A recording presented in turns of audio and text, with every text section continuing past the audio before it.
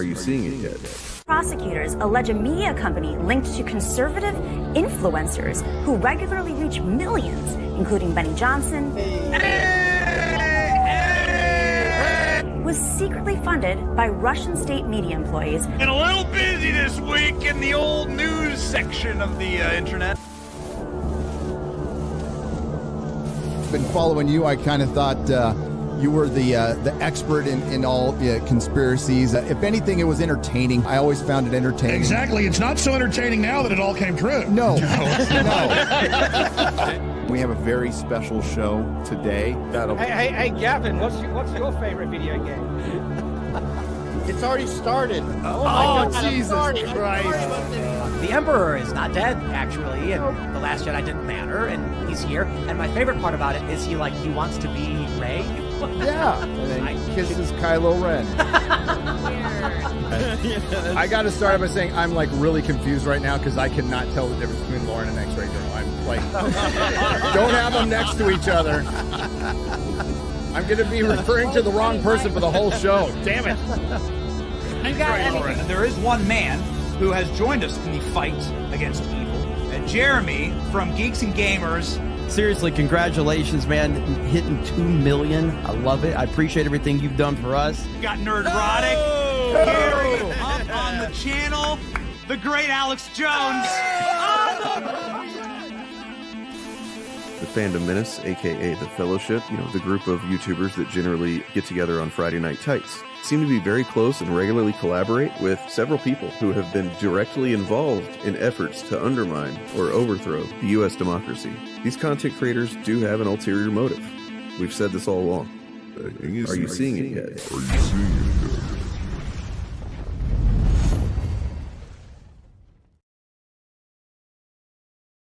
Let's look at this crash out.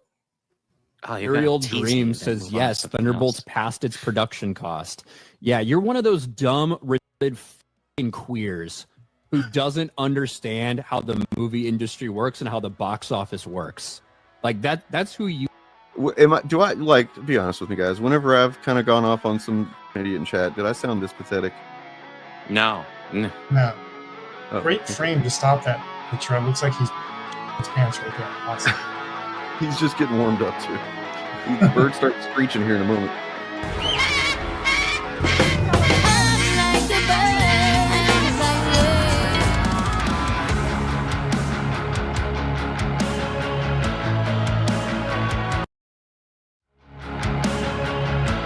Quit clearly debunking me. And that's the way the media is framing these things. It's especially specifically driven towards low IQ, dumb fuck, mouth droolers like you, right? They have a memorial to George Floyd. This is Ryan Kennel, an alt-right YouTuber. He's the perfect example of the most insidious, toxic type of anti-fan. George Floyd Memorial. With Ryan is Alex Stein, employee of Glenn Beck's Blaze TV and far-right propagandist. Ryan made a lot of videos about the She-Hulk series on Disney+, many of them before the show ever came out. And yet he really only had one thing to say in every video. Seems like nobody really cares about She-Hulk. To promote a garbage series that nobody gives a fuck about, they're using this character and his reveal, his in-costume reveal, in a show no one cares about to get people excited about a show that no one cares about. Mouth droolers, where else do people drool from, Ryan? Where else does drool come from? Wow, he's making some huge assumptions just from somebody pointing out that past his production budget, which is just an objective fact. He's talking to a mirror right now, right? It is, it is notable that like these guys, whenever they truly feel challenged, the main thing they can do is just go into calling someone stupid in like various ways, and they get like whether it's Eric July, Rags, this shit. It's like no substance. He's not actually making any argument. It's just like shame you for even suggesting something counter to what I said. It has the same validity of him going, well, you have a poopy pants. Yeah, well, my dad can beat up your dad, you stupid queer.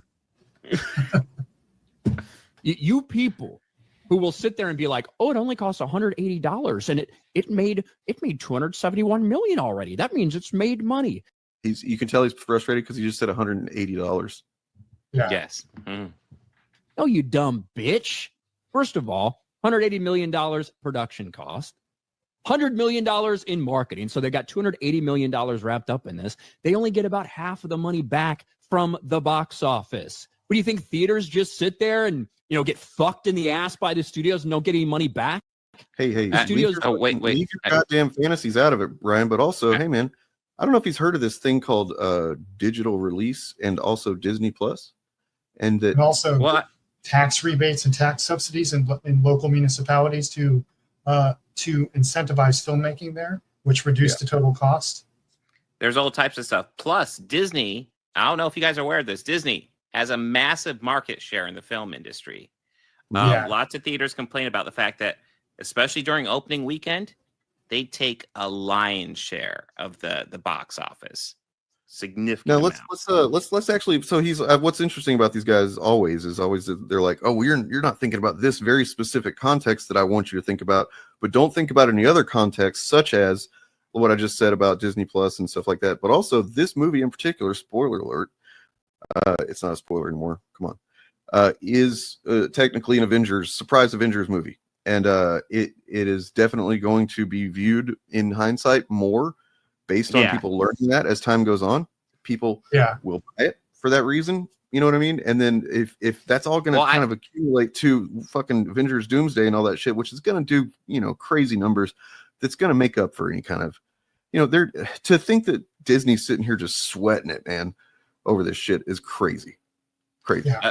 Real quick, Ryan Cannell's wrong. It did not make 281 million. It made 381 million. Just a slight correction there. Give him be a little understanding. It is his job to be reductive and to estimate things just for But even I would even say, putting aside the new Avengers thing, I think once this thing hits streaming and people watch it, it's going to spread a lot of goodwill. It's a really good movie. Ways just not necessarily as like an action film, but there's some pretty good action scenes in it too.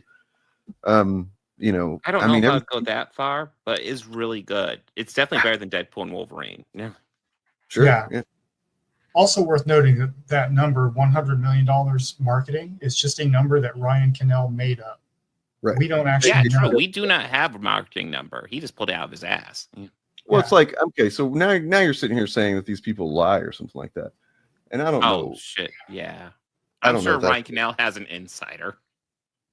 Well, they all have an inside guy, don't they? Yeah. If you're going to suggest that they're lying, you're going to need to prove it, right? Riri then tragically, falls to the ground and dies, splattered to death on the boulevards of Chicago after hitting that concrete at what I can only imagine was over 100 miles an hour.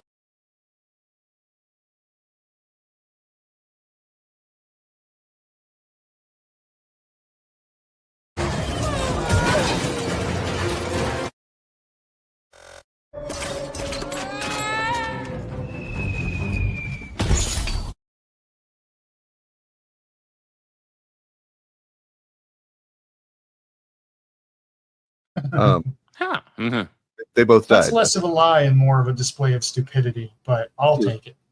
I mean, who can tell with these guys? Yeah.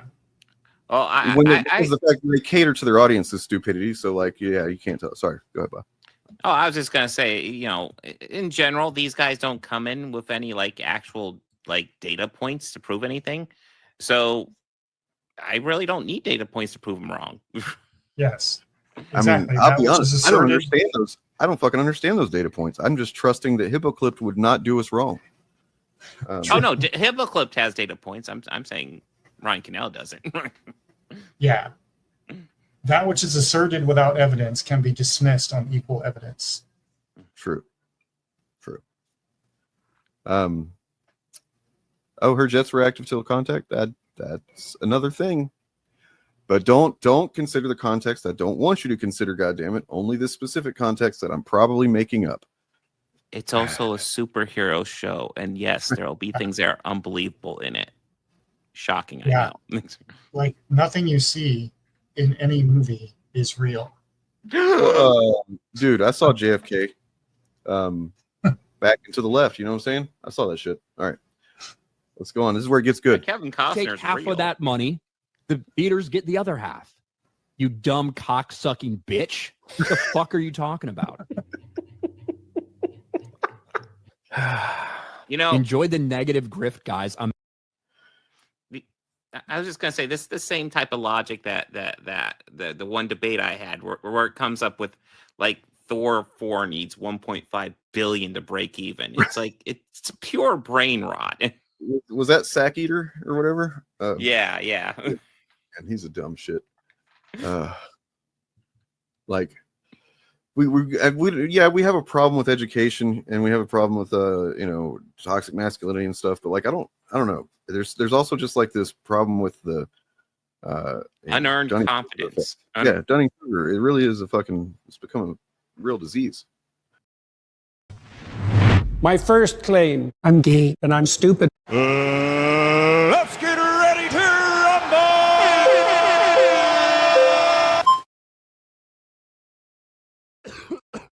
You're so damn daft that you've got no bitches, you've got no green, no stacks, and no riches. You're a dimwit nutsack with no tricks and no game. You haven't grown up, you're just more of the same. Your positions are wrong, so listen up, sonny. I cut off my dong to make room for more money. But I like to do keep before I fart. Well, of course, Jesus, talk about putting the cart before the horse. Hi, nice to meet you. How are you doing?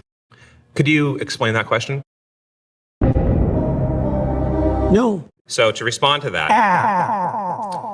can we go back? Can we stay on what we were talking about?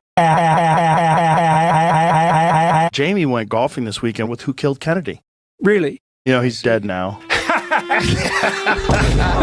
that sad? Well, why not have a machine shovel rocks into your butt, which is painful and annoying, but absolutely necessary? Well, because the people who want a machine to shovel rocks into their butts are always the death of everything. That's Peter Pan, right? And then you might say, well, so what? Because you're getting what you want. Well, the people who have the most sex never come. That's why Pinocchio has to go into the belly of the whale. And then the mothers, the naive mothers, come flooding out. What the fuck are you talking about? Like, why are you talking to me like that?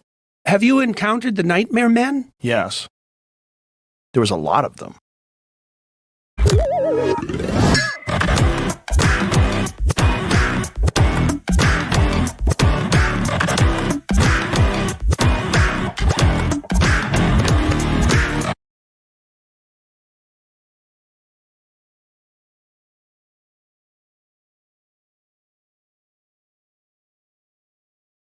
Very pleased to be with you on this holy day of Bill.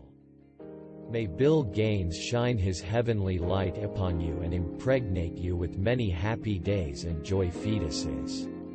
Go with comfort that you have satisfied the commands of the one true Bill, those being this: read comic books. Fuck the dumb shit. Be yourself. Love each other. Also, read more comics. Amen. Don't forget to subscribe.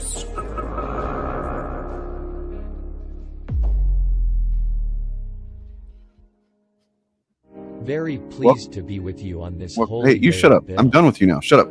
May Okay. Whoa. Got it. All right. Stress me out, man. Hey guys, welcome to the Fab. It is a weird one because apparently some of the stuff that I normally have in the studio here was just not in here. Thanks, StreamYard. You're fucking great. Your consistency never leaves me feeling like a complete fucking amateur at streaming. But you know who else makes me feel like an amateur? Morgan. Professional amateur Morgan, at your service. And then also there's Bob. Hey. Who's an amateur professional. Yeah, that's what I was going to say. Here we go. How you guys doing? How's everybody doing? Welcome. I'm doing all right. Yeah. Hanging in there. A 3-day weekend, and that was pretty cool.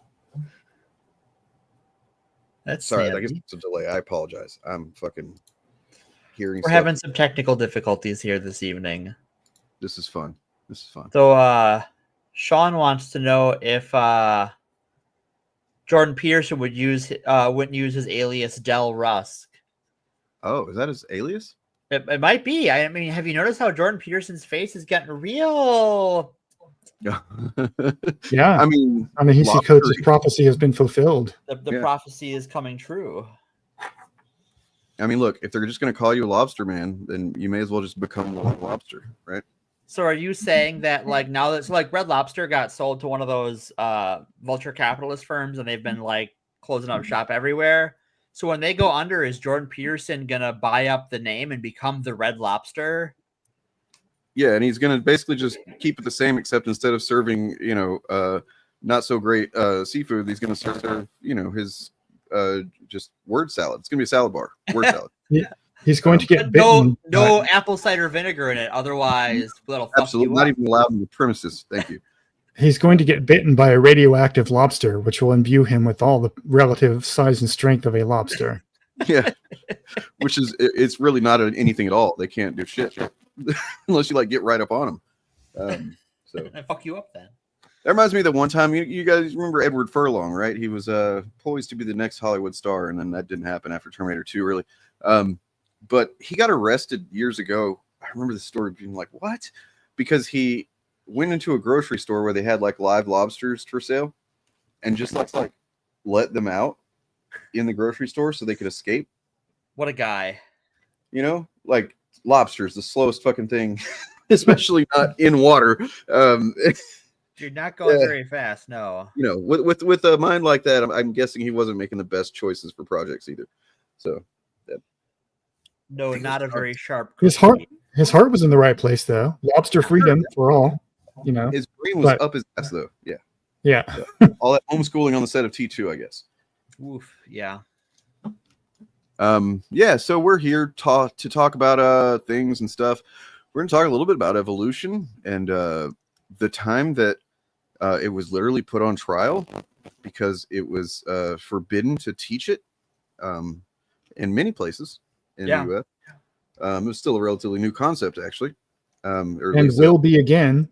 So that's the reason we're going to talk about it, by the way. Spoiler alert is, just look to the past if you want to look to the future right now. And you'll see a lot of stuff coming. So there's the old Scopes monkey trial, as it's known. Which is kind of a misnomer because it's not about monkeys, it's about apes, but whatever, Then there is what else do we have? Go ahead. Our new master, one of them, one of the guys who has successfully bought and fucking been handed over the keys to this country, apparently.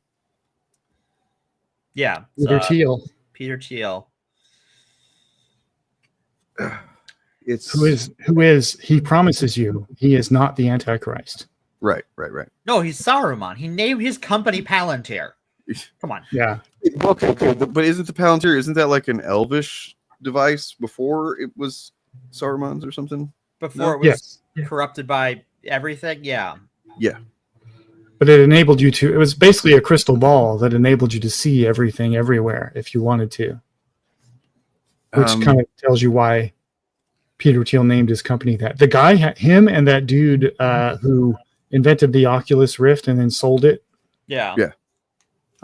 Became a billionaire. Those two are just such dead inside motherfuckers, and they both have a propensity for naming their companies after the bad guys in The Lord of the Rings. Peter Thiel has either said, or I don't know. I mean, I haven't looked into him. He's not my subject, but he's either said or has actually done the young person blood transfusion thing. What? Yeah. He said he wanted to do it, or he did do it. I forget which one it is. What? We say every accusation is a confession, but god damn it, the fuck, dude. Well, I mean, look, if the results are there, you know what I'm saying? And I think it's clear. He does look young and like a strapping young buck, doesn't he? Yeah, he looks. I mean, he's amazing. Honestly, like you got a picture of him? Let's pull this up for the audience. Actually hit the right button for the first time, and here we go. I believe in you. I believe in you. So he's on the left there. He's looking great. Just real healthy, man. Do you know what he reminds me of? Like someone whose blood is trying to get out of his skin.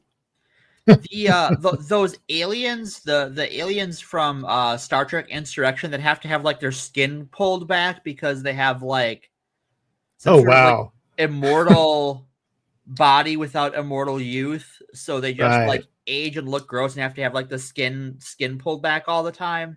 That's exactly what he looks like, where his skin just does not fit his face. He's the bug creature from Men in Black. Oh, that's a good one too. He's the guy that can't hide the zombie bite. Oh, for sure. This guy. He's the Cardassian sleeper agent whose disguise is failing him. We could go on. We could go on. He and those are his likable qualities. What we have just gone over is every positive thing we have to say about him. I will admit to cranking up the contrast just a bit. So as to kind of really, but I mean, it doesn't bring out anything that's not there. Right. You know, like and those weird craggly spots in his face are definitely there. That kind of hollow look in his eyes is definitely just a thing that he has. Oh, yeah. Well. And have you heard him try to speak to normal humans before? That's not. Yeah, it's really bizarre. Yeah, it's a lot like Musk. I mean, that's different. They don't speak the same, but it's the same in the sense that you would think that these two men, being billionaires, because I mean, if you're a billionaire, you earned all that money. You should probably know how to speak well, right? Yeah, you're obviously a genius with godlike riz. Well, yeah, because like you talked, you know, maybe not so much, huh? So maybe I'll find some clips of this guy at some point so we can actually listen to what he's got to say. But yeah, I saw him on Joe Rogan, or saw some clips of him on Joe Rogan, and was like, holy shit, dude. He's a weird dude. He like his buddy JD Vance. He's also one of those like adult converts to Tradcath. Yeah.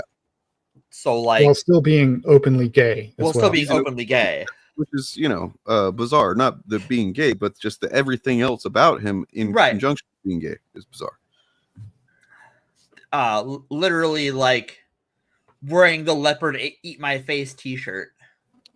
I mean, honestly, I think I have no evidence of this, but he just comes off to me like if he claims Tradcath, if he claims Catholicism, it's probably bullshit. It's probably just like a survival thing that he does to kind of like operate in the spaces and manipulate the people that he wants to manipulate. Probably that latter one, yeah.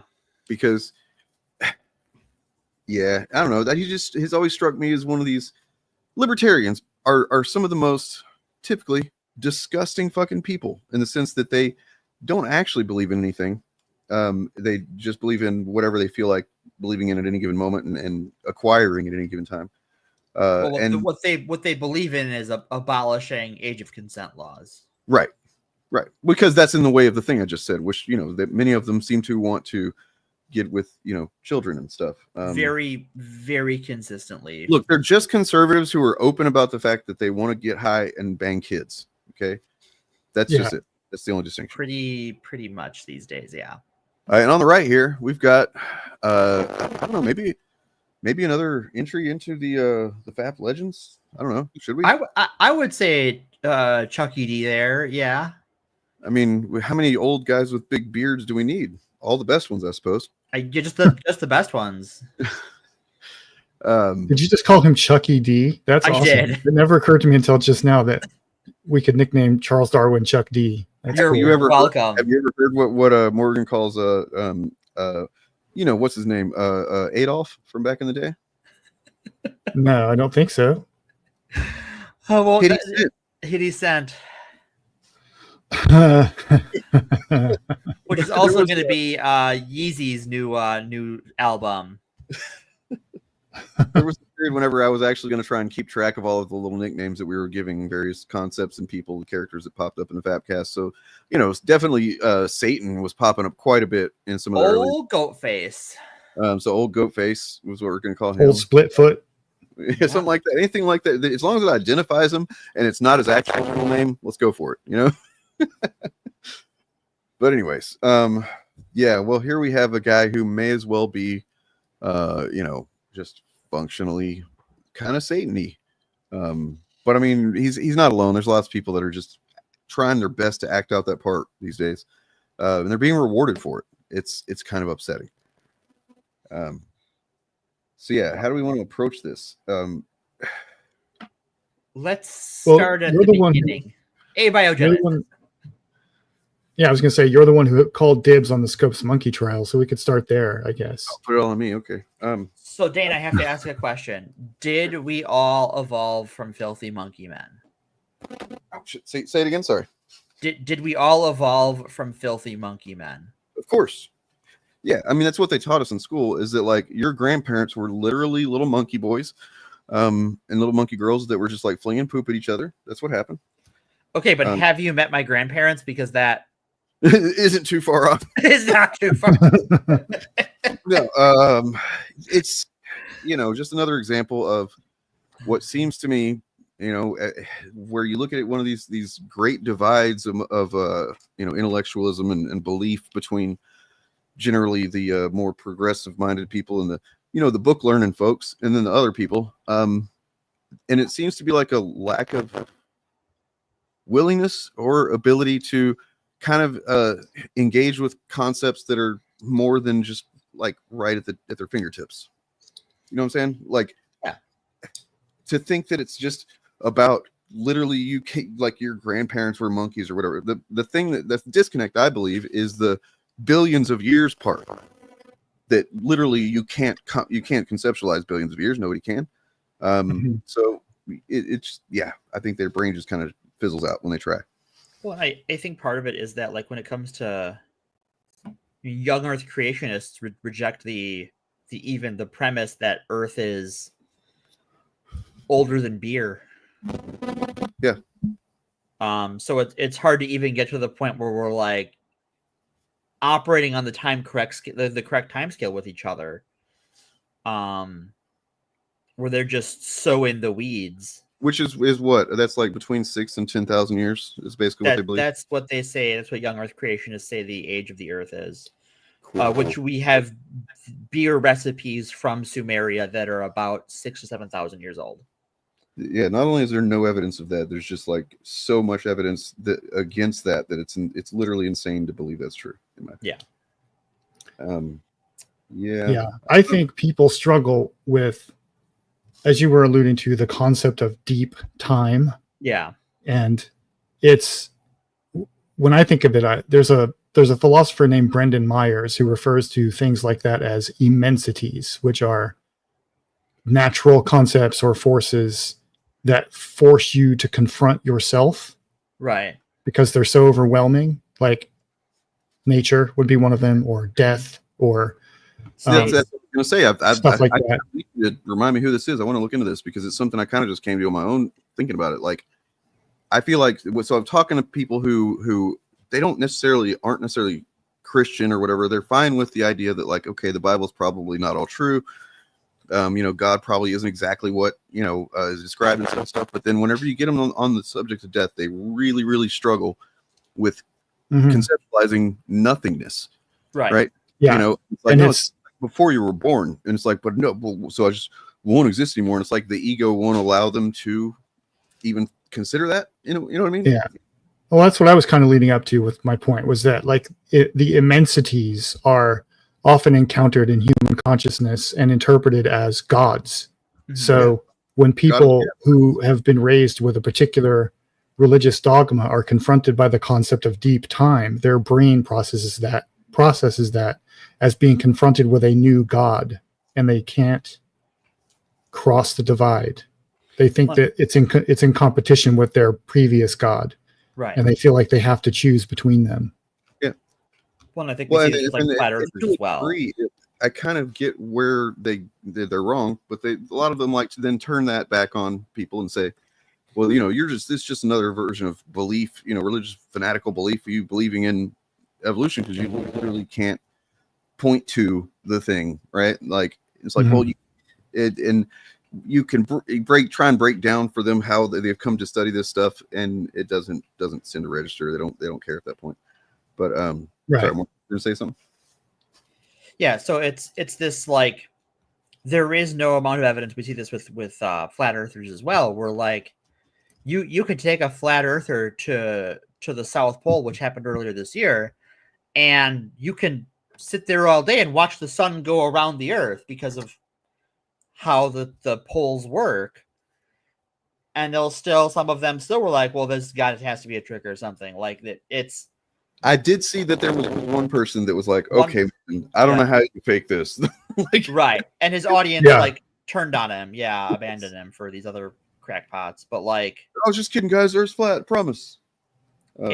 It's the same thing with young Earth creationists, where it's just like, if you know, I show one of them a fossil for a prior humanoid, they'll go, okay, well, where's the thing in between you and that guy? Then that's not a transitional fossil. That's just two different species. Then you show that transitional fossil, and they ask for the next transitional fossil. And it's like, well, that's not how.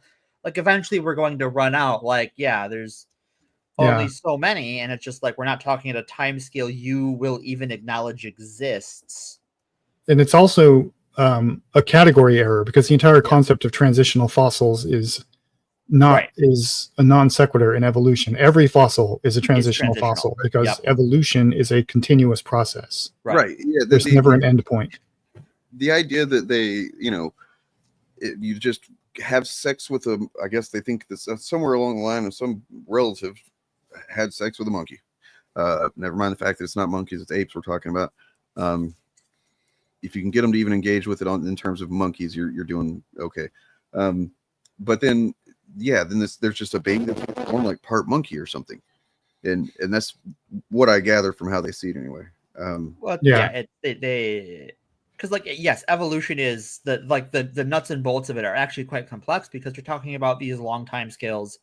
You're talking about incremental changes. You're talking about the tiniest environmental pressures and catastrophic survival. And it's one of those things where, like, we hear about evolution as the survival of the fittest, especially when we're talking about like social Darwinism, which is not Darwinism. But like, evolution isn't the survival of the fittest; it's the survival of what survived. Right. It's the ability to adapt to challenging whatever's challenging the survival of. Right. It's the survival of good enough. Yes, the survival of the best adapted to by accident. Adaptation is an accidental process. Right. Like, no organism knows what it's going to need, and whichever. Go ahead. Sorry. Yeah, like whichever population accidentally has a trait that best adapts it to the current natural selective forces will pass on its genes to the next generation better, like more efficiently than ones who are not. Yeah, Sean, you got a sadly good point here. There's probably a lot of folks in the South, around the time that Darwin came out with his theories and whatnot. They're like, oh wait, so you're saying that I can take this skull right here, and because of this, that's like, no, you can't do that. That's not what that means. All right, I reject all of it. A lot of these young Earth creationists, Sean points out, they like evolutionary theory if it fits a pseudoscience racial narrative, which is true. Once you started telling them, no, you can't do fucking what's it called, the study of phrenology. Phrenology, you can't. That's not real. Oh, come on, can I just fold it in there? No, you can't. All right, I don't like any of it then. Yeah, and a lot of that is an attempt to fit the square peg of evolutionary theory into the round hole of the medieval concept of the hierarchy of nature. Yeah, and it's not going to work. Turns out. I think one of the areas you can actually see like really good, I hate to use the word proof because it's not exactly evidence of evolution, is the history of agriculture, and like the domestication of plants, where we have like fossilized corn cobs from the ancient Americas, and they are like the size of your thumb. Was a corn cob at some point, and not even that long ago, in the last 20,000 years. Yeah. And now a corn cob is, I don't know, 9 inches long, this thick. Has no seeds. Yeah. In fact, the species from which we derived corn still exists. It's called Teosinte. Yeah. Or Teosinte, and it's native to the Americas, of course. Like 2/3 of all the food cultivated in the world. Right. Potatoes. Yeah. But the thing is, like, evolution is one of those things that relies on the preponderance of the evidence. There's no single piece of it that is going to prove the theory is true. It's just that evolutionary theory is the best explanation for all of the observable facts. Right. Like you can show a young Earth creationist the complete fossil history of whales, which is one of the best documented evolutionary lines in the fossil record, and they still won't believe it. Right. Because they'll say, no, this is a distinct species created that way by God that never changed. Then this one here is also a distinct species created by God that never changed, etc. So it's one of those things where evidence is not the problem. It's your priors are the problem. Right. Yeah, it's the thing that got your brains all twisted up beforehand. We're going to talk a bit about that today. In fact, so I just wanted to tell everybody that there's an album, a rock album by a band called Alice in Chains. I might have heard of them. They came back after being on hiatus for several years in the year 2009. Put out an album that year, and then I think it was the next one after that they called "The Devil Put Dinosaurs Here." It's the name of the album, and then there's a song called that. So it goes, "The devil put dinosaurs here. Jesus don't like a queer." Is the lyrics of the song. They got some stuff to say. It's pretty okay. It's not my favorite Chains album, but it's all right. So what I've got here today is not Alice in Chains or anything music related, really. I'm very excited to finally be reading from this book again. I did it early on in the life of my channel when I was just reading passages from some books that I liked for videos, for content. Because back then I knew that, in order to fight the algorithm, fight back, you got to fucking put content out. One of the problems that I'd seen many people saying about the left and content creators is like, we weren't cranking it out the way that Chuds crank content out, right? For one thing, there wasn't really many people, and the ones that were there were not cranking out the content. So I was like, you know what? If people will accept me reading from a book and talking about it, I'll do that shit. Anyway, so this book is called Fantasyland. Yeah, there we go. How America Went Haywire. I think we talked about it not too long ago, actually. I showed it on maybe should read it for free, maybe. Oh, cool. How's my microphone, by the way? Is it cutting out a little bit? Yeah. Shit. All right.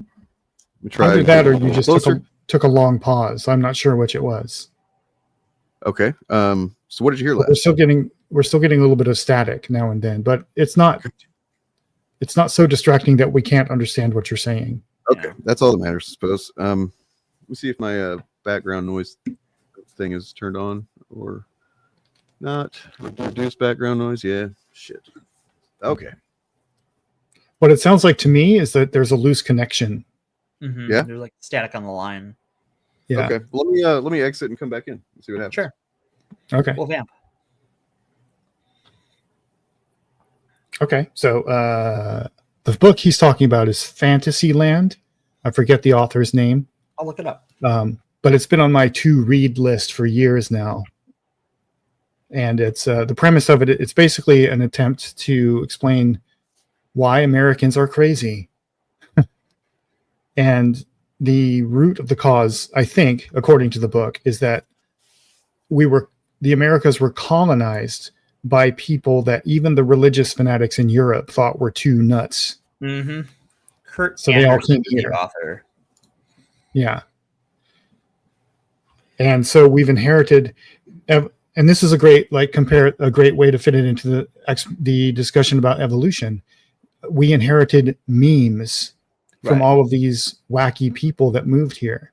Memes, a lot of people don't know this, is a concept derived from the work of Richard Dawkins before he went crazy.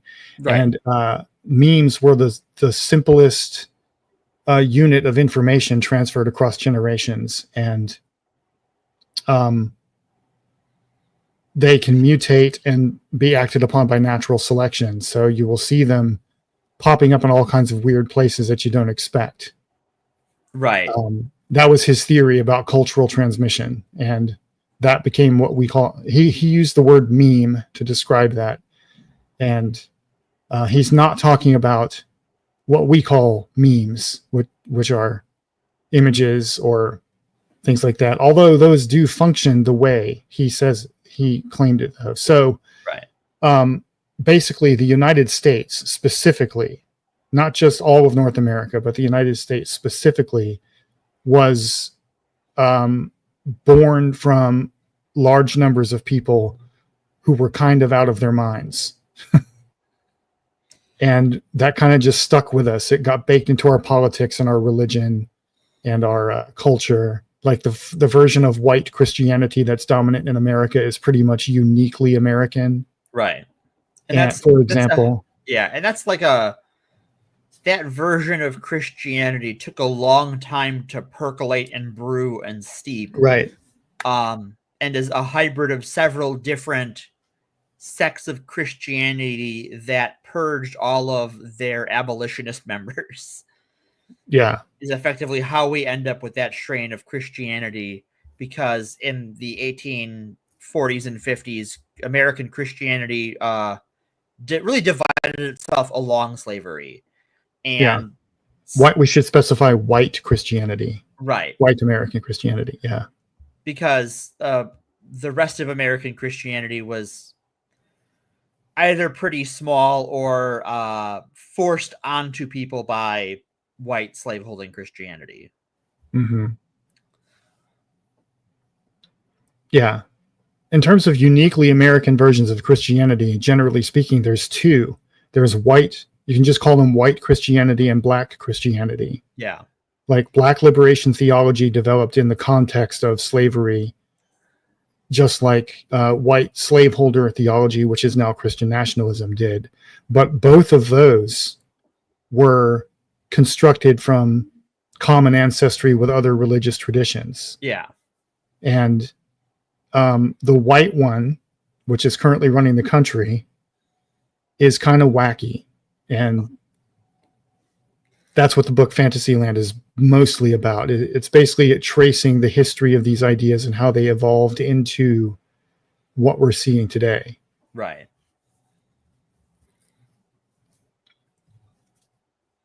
Well, Dane is getting up. I want to pull this one up and talk about this quick. This argument feels very New England centric, and that's probably because it is. New England is the governing core of what became the United States, and so a lot of the bad foundations of America came out of that region.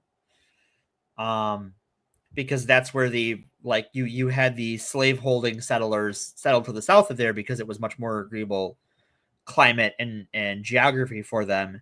And you had a lot of the, for lack of a better term, religious weirdos, plus the Quakers, who are all right, of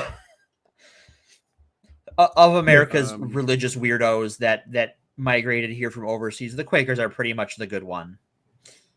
Okay, so yeah, I mean, can you guys hear me okay? Turn yourself up a little bit. Yeah, let me see. I can do that. And how about that? That's good. And how about that? That's better. Am I audible? All right. Let me get the microphone in my mouth now. I'm just going to eat it and see what happens. Delicious. Hello. Can you hear me? Am I fucking audible? We can hear you. Yes, you are. Can you hear us? I can hear you. Yes. Okay. Morgan was kind of glitchy for just a moment, but I don't think that's anything catastrophic.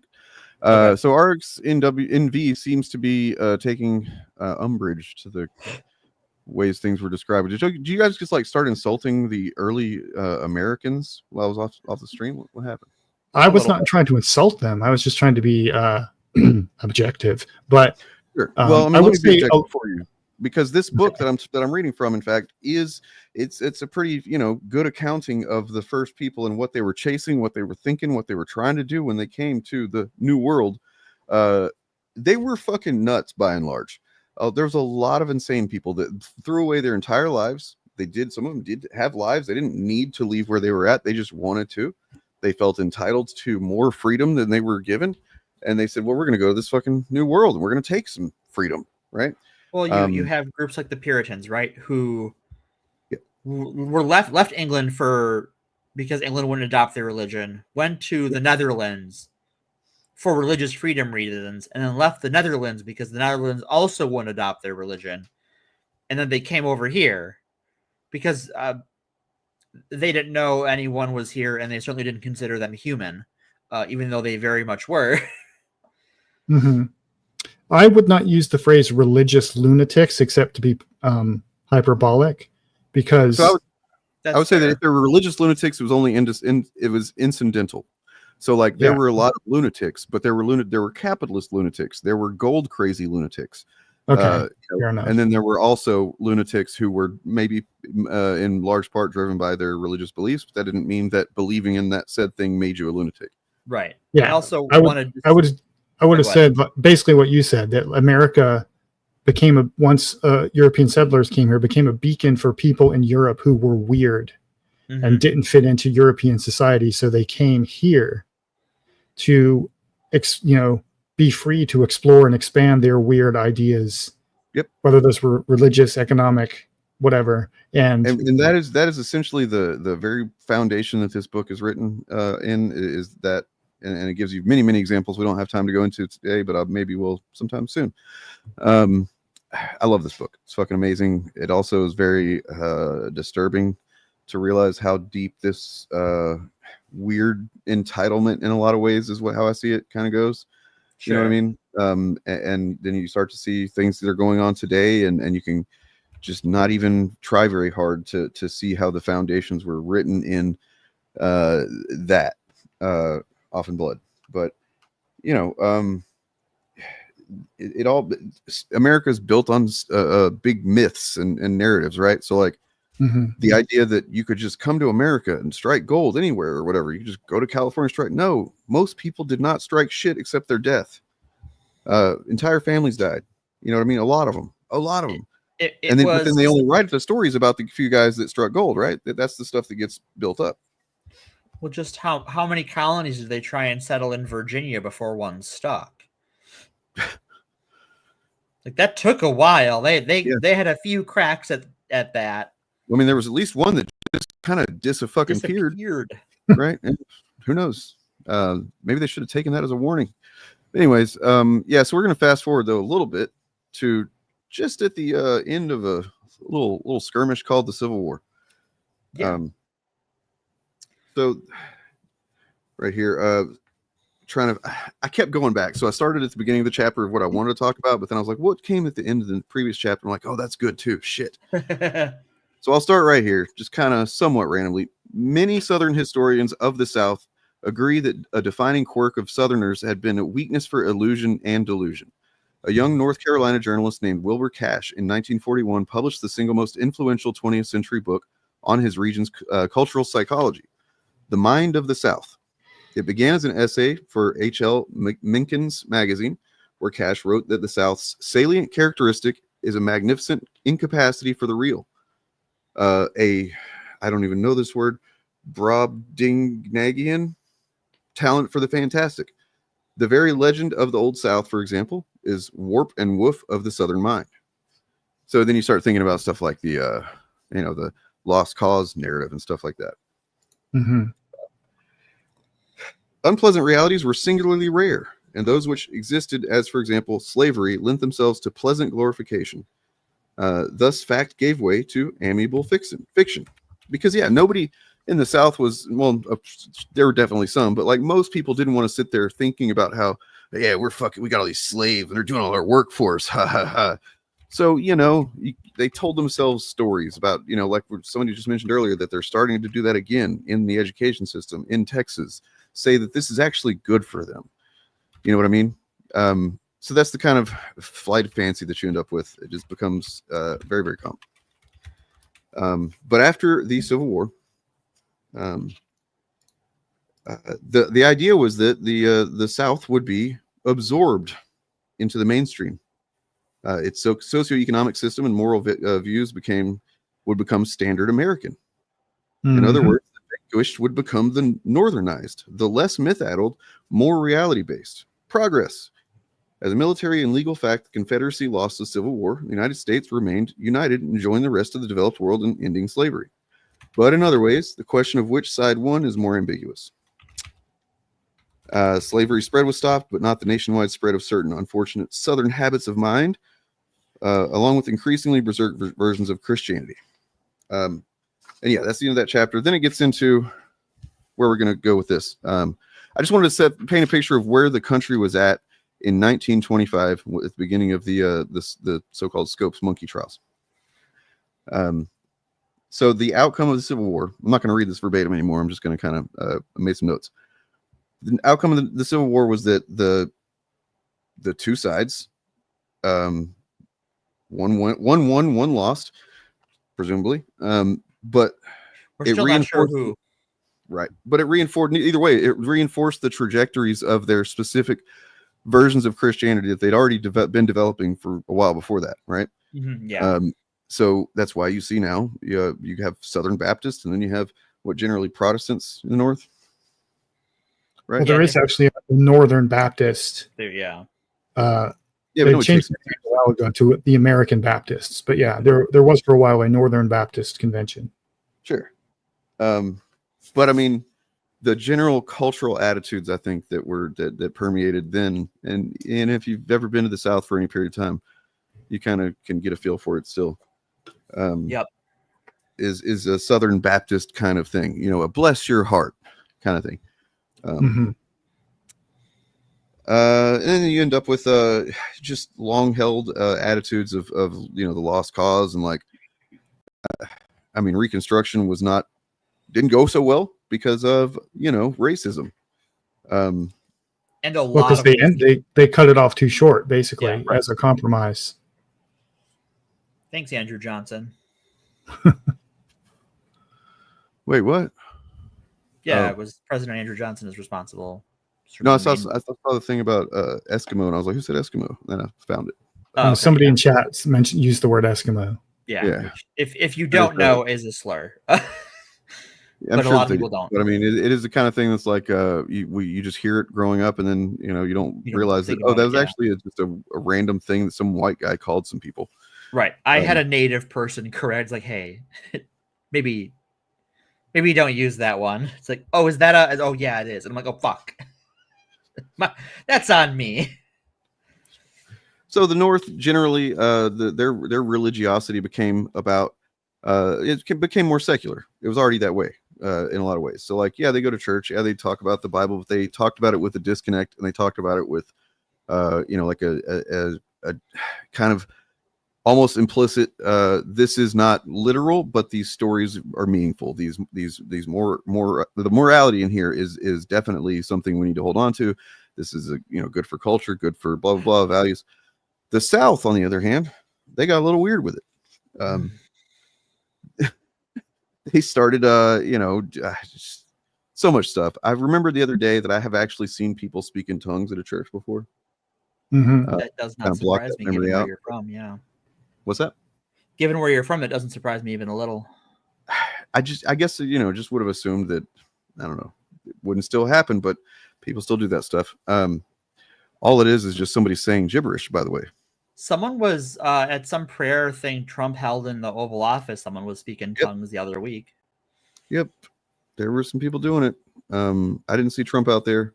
Not that it would have made him look bad or anything. But yeah. Anyway, so let me get to the trial here. And my note is in the wrong spot. Great, Dane. Good job.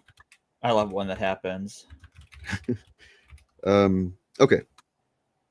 So in the South, revised hymns and new stained glass windows conflated Christian and Confederate imagery and themes. So white Southern religious culture became kind of a rump confederacy. Believers doubled down on the supernatural, looking toward a miraculous do-over, an ultimate victory on Judgment Day and in the hereafter. Instead of squarely facing the uncomfortable facts, slavery was wrong, secession a calamitous mistake, they shifted into excuse and deny mode. For a great many white Southerners, defeat made them not contrite and peaceable, like the Germans and the Japanese after World War II, but permanently pissed off, which in turn led them to embrace Christianity almost as medieval as the Puritans. For Northerners, victory had confirmed they were on God's side, fortifying their besetting smugness, and their religion resolved more into pretty reassuring background hum. Going to church meant sitting quietly, listening to lectures. Modernism became a word in the discourse in the first year of the 20th century as a catch-all for the fuzzier, more intellectual, more plausible versions of Christianity that was becoming mainstream. The advance of liberalism, so-called, in Christianity during the past 50 years, William James wrote, may fairly be called a victory within the church over the morbidness of old hellfire theology, if only that was the case. We now have whole congregations where preachers ignore or even deny eternal punishment. The new theology emphasized personal goodness and downplayed blah, blah, blah. So that's where we're at. And then you get to 1925 in, what's it? Tennessee, a little nothing town that nobody ever heard of. And if not for this little weird moment, nobody ever would have heard of. But it became all the fucking rage for a little while there. Or became a lot of focus. So a large faction of Christians in America, American Christians, and that included the North as well, refused to move beyond the idea that God created man and woman in the Garden of Eden, blah, blah, blah, apple and fucking rib and all that shit. They just wouldn't accept anything beyond that. Much less what this shit that this weirdo hippie Darwin was talking about, right? Well, you saw some turtles on an island, you fucking freak. Birds, but also turtles. Yeah, that's true. But birds are the finches are what everyone knows, right? That's the most famous thing. I know the turtles. So large, yeah. Go ahead, Bob. What? Oh, Darwin wrote about a lot of different animals. Mm-hmm. Yeah. And for context, to put the origin of species in context, that book came out in 1859. So the book is about 66 years old at this point in our story. You needed that much time for that book to have any kind of impact on a culture like that. But back then, it wasn't like, the internet, where, somebody drops a hot take and that becomes the discourse tomorrow or whatever. But we forget that a couple of weeks ago, a Christian nationalist terrorist killed 2 Democratic lawmakers. I mean, we as the people who are just discoursing seem to forget, but I haven't forgot. I have, and that's why I mentioned it, to help it, people remember. So let's see, Billy Sunday. That's what we're going to talk about here. You can tell it's been a long time since I've had to read from notes. Like, holy shit, I'm just like lost. Billy Sunday was a conservative fundamentalist type of preacher, and what he had to say about Darwin's theory was that it was pure jackass nonsense. In the winter of 1925, he preached for 2 weeks in Memphis, where 250,000 people in a city of 200,000 turned out to hear him rail against Darwin and godless biology. Immediately, the state of Tennessee enacted the strictest of several Southern laws that criminalized science's bastard theories, making it unlawful for any teacher in any of the universities. That's crazy. But I guess not. Some of the stuff we're seeing nowadays, Jesus Christ. And although the public contemporary of Chris Rufo. So basically anything that wasn't just a private university, which they probably didn't have any then, I don't know. No, a lot of colleges were private back then. The state university system is still in, not its infancy, but certainly its younger years in 1925. So here's the specific law, what it said. It is unlawful for any teacher in any of the universities and all other public schools of the state to teach any theory that denies the story of divine creation, capitalized divine creation, of man, to teach instead that man has descended from a lower order of animal.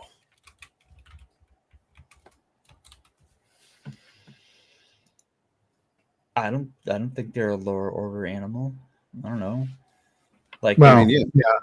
The concept of lower or higher order of animal, it makes no sense in evolutionary theory either. Right. It's just like if that's not how that works. But maybe I do realize how wrong you are just to even say that, dipshit. Sorry. Yeah, I do want to point out how that law and the cultural developments you described leading up to it are talking about that literal interpretation of Genesis as if it is the historical Christian position. Yeah, and it's and not. it isn't. No. It is almost uniquely American, and they don't. None of the people at the time seemed to realize that. It took historians to figure that out, like many years later, that was what was going on. But it's worth noting that this fits into the Fantasyland broader narrative of how we developed our own uniquely American versions of these different religions. Right. It's by far not just one either. Like that's another thing this book goes into earlier in the book is like the many, and after as well, the many different offshoots that basically just Christianity became the name for it. And as long as you appeal to these, generally agreed upon symbols and terms and stuff, then you're a Christian. But otherwise, you can basically make it fit whatever the fuck you want it to be. Well, just to remind people like of how true that is even today is a little over 10 years ago, Mormons weren't Christian in the eyes of most Christians. It wasn't until Mitt Romney was nominated to run for president by the Republican Party that those more fundamentalist Christian churches pulled all of their anti-Mormon rhetoric. Yep. Which, you talking about the Puritans being rejected and stuff like that at various places that they went. It's like, well, why didn't they recognize that the Mormons were just like them? Because nobody wanted the Mormons around. Kept getting the Mormons out of places. Huh? So I want to address a comment from Sean Tom. Sure. This one?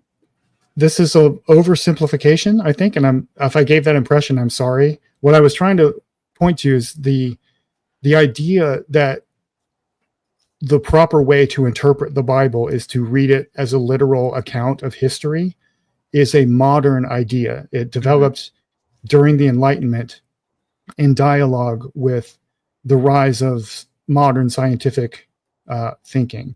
When people look back at medieval writings or Roman era writings and commentaries on the Bible, you will not see them debating whether these stories are literally true, because a lot of them were written before the Bible, even as we know it, even existed. Right. Before the modern era, it was tradition was considered more important than scripture. So you would look at the philosophy and reason and things like that, and then interpret the scriptures through that lens rather than the other way around. And during the modern era, in the United States especially, but not exclusively, that narrative flipped, because there have always been some people who thought the Bible stories were literally true. And a lot of them came to the United States because they were weirdos or what would become the United States, because they were weirdos in the European Christian context and were feeling persecuted. So they came over here. Sean says that knows what you're saying, but meant how like the rapture is an American thing. Yeah, the rapture, that whole end times theology is very much an American Christianity. Well, the rapture in particular was developed by a guy named John Nelson Darby in the 1830s and 40s. And most of the details of the rapture theology narrative come from a book called The Late Great Planet Earth by Hal Lindsey, which was written in, I think, 1970. Let's say that like the late 60s, early 70s. Yeah. Yeah. And then from the Left Behind novels. It's very much like the way that our concept of hell in the modern era comes from Paradise Lost. Right. And Dante's Inferno, and not from the Bible or the Christian tradition, but we're born into that, so we don't realize that these ideas have a history. It's just the way things are. Yep.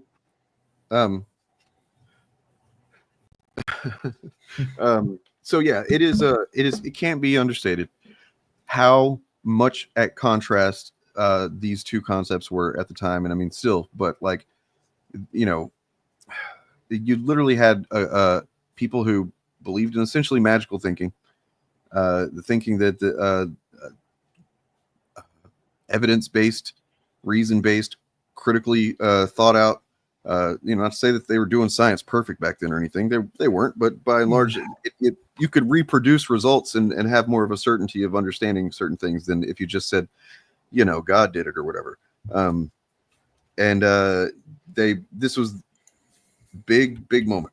And it's kind of crazy that it doesn't get taught more, honestly, but maybe that's because it would be too controversial. I don't know. So modern science or ancient myth, reason or magic, reality or fiction. The argument over evolution had finally come to a head. each side coalescing and arming for the battle during the same decade. A ferocious sector of Christians arose and named itself, and anti-evolution education laws were enacted.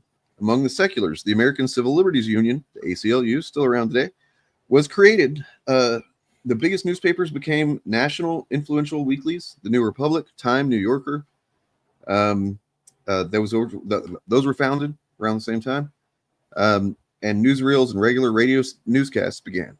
So nationalized, pay attention to the news outside of what's going to affect your fucking crops this harvest kind of thing became a thing. Yeah, so the new set of conditions resulted in the summer of 1925 in the so-called monkey trial. That first great national smackdown between fantasists and rationalists. So if you ever watched like the Jordan Peterson, Matt Dillahunty debate, you know, it's basically the proto that. You know, they're still doing it. I wish it wasn't the case, but anyway. So the ACLU put out basically put out an announcement in the Chattanooga Daily News on the first Monday of May. We are looking for a Tennessee teacher who is willing to accept our services in testing this law. So, you know, much how you have chuds these days and chud activists going around trying to provoke laws to enact, you know, to kick in, to do something so they can take it to court, so they can take it up to the higher court and take it up to the higher court. And then Amy Coney Barrett can, you know, make abortion illegal. This was similar in the other direction. It's like, let's go ahead and fucking test this. Let's just put it out there and see, you know, where it goes.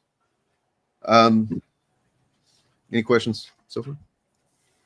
I'm good. Yep, I'm following along. All right. An hour up the Tennessee Valley in the town of Dayton, a well-born young Methodist engineer recently transplanted from New York City. New York City. I was just thinking that. Get out of my head. Well, that's probably what they were all thinking, is why I popped into our heads. New York City, get a rope. New York City? He's one of the science guys, huh? So he was an engineer. And he had a group of local boosters. They immediately saw an opportunity, a way to put Little Dayton on the map and make a full-throated public case for both science and fundamentalism with the whole world watching. What? They persuaded another young local newcomer, John Scopes, a year out of college and teaching science at the local high school, to be indicted and tried. Actually, Mr. Scopes had been out sick the day his class had taught evolution. So yeah, I found a quote from him where he's like, "I don't know if I ever even taught anything from it, you know, about it or whatever, but yeah, okay." He's just kind of going along with it. I forgot about this aspect of it, that the whole thing was kind of orchestrated to provoke the debate in the first place. Mm-hmm. Yeah. And that would be the last time that the media or anything ever, like, or any kind of group that wanted to provoke some kind of conflict ever successfully did that, thankfully. Which is definitely why they're like looking at like Mamdani's high school transcripts, and right. the president is saying anti-Semitic slurs, and they're just like, yeah, whatever. Wait, what did he say? Am I allowed to say those things on the air? One of those? That's for another FAP. Let's stay on track. That's for post FAP for sure. That's another rabbit hole we'll get sucked into. Yeah, well, that's another. Yeah, I'll put it in private. We could always revisit the old what you call it. There's going to be plenty of public panics around Mamdani going forward. So yeah. All right. You know what? We haven't done Muslims. We did, you know, technically done Jews a few times now. That's true. Yeah. We've certainly like brushed up against Islamophobia. Yeah. All right. So where was I? Uh-oh, lost my spot. So anyway, yeah, this is, you know, it's becoming a whole thing because people are driving it that way, right?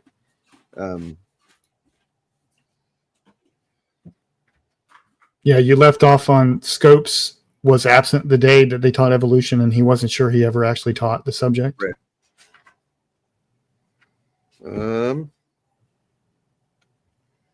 Okay, here we go. So, all over America, earnest partisans, cynical impresarios, and regular spectacle-loving folks instantly recognized what a crackerjack show this might be. Each side brought its own celebrity ringer. The lawyer Clarence Darrow, fresh off saving the rich teenage Chicago murderers Leopold and Loeb from the gallows. That's a crazy story if you've never heard about those guys. Holy shit. Yeah. Joined the ACLU's defense team. Not a great look in hindsight. For the prosecution, it was William Jennings Bryan, the three-time Democratic presidential nominee who was making a late life career out of stirring up popular rage against evolutionary biology. So wait a second. You had people who were like lifelong politicians, but then whenever they stepped out of, doing that, they started just kind of stirring shit up within the discourse. That's crazy. Never happened before. So about the America Party. Yeah. What? Elon Musk launched his own political party the other day. Yesterday or today. Yesterday. Yeah. So worth noting that at the time, both Clarence Darrow and William Jennings Bryan were basically rock stars. Yeah. Yeah. They were arguably the two most famous lawyers in the country. Mm-hmm. Yep. So the New York Times published articles on the case. One headlined, "Bryan is arraigned as a religious bigot." Barely 100 days after the law's enactment, State of Tennessee versus John Thomas Scopes, conceived and cast as a show trial, was underway. The county courthouse was freshly painted, and they'd installed new bathrooms and telephone lines. Woo, fancy. A platform for newsreel cameras and 500 additional seats for spectators, 200 of whom were reporters from around the country and the world. The Chicago Tribune's new radio announcer marveled. "We're the radio guys from outer space." Lame, dude. That doesn't hold up so well. I appreciate that. You know what? Nah, as someone who's done some work in radio, I appreciate that. Cheers to that guy. I'm just being cynical. I know you are.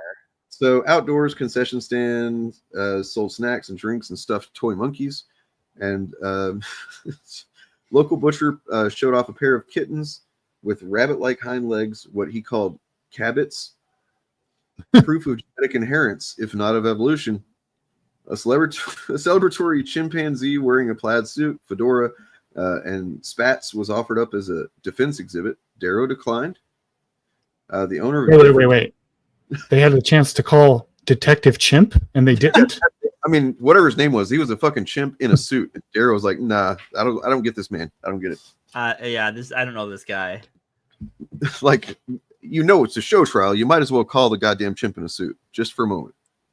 The owner of a different chimp offered his to the prosecution and the jury, led by the juror who looks like Buffalo Bill, as the New York Times described him. And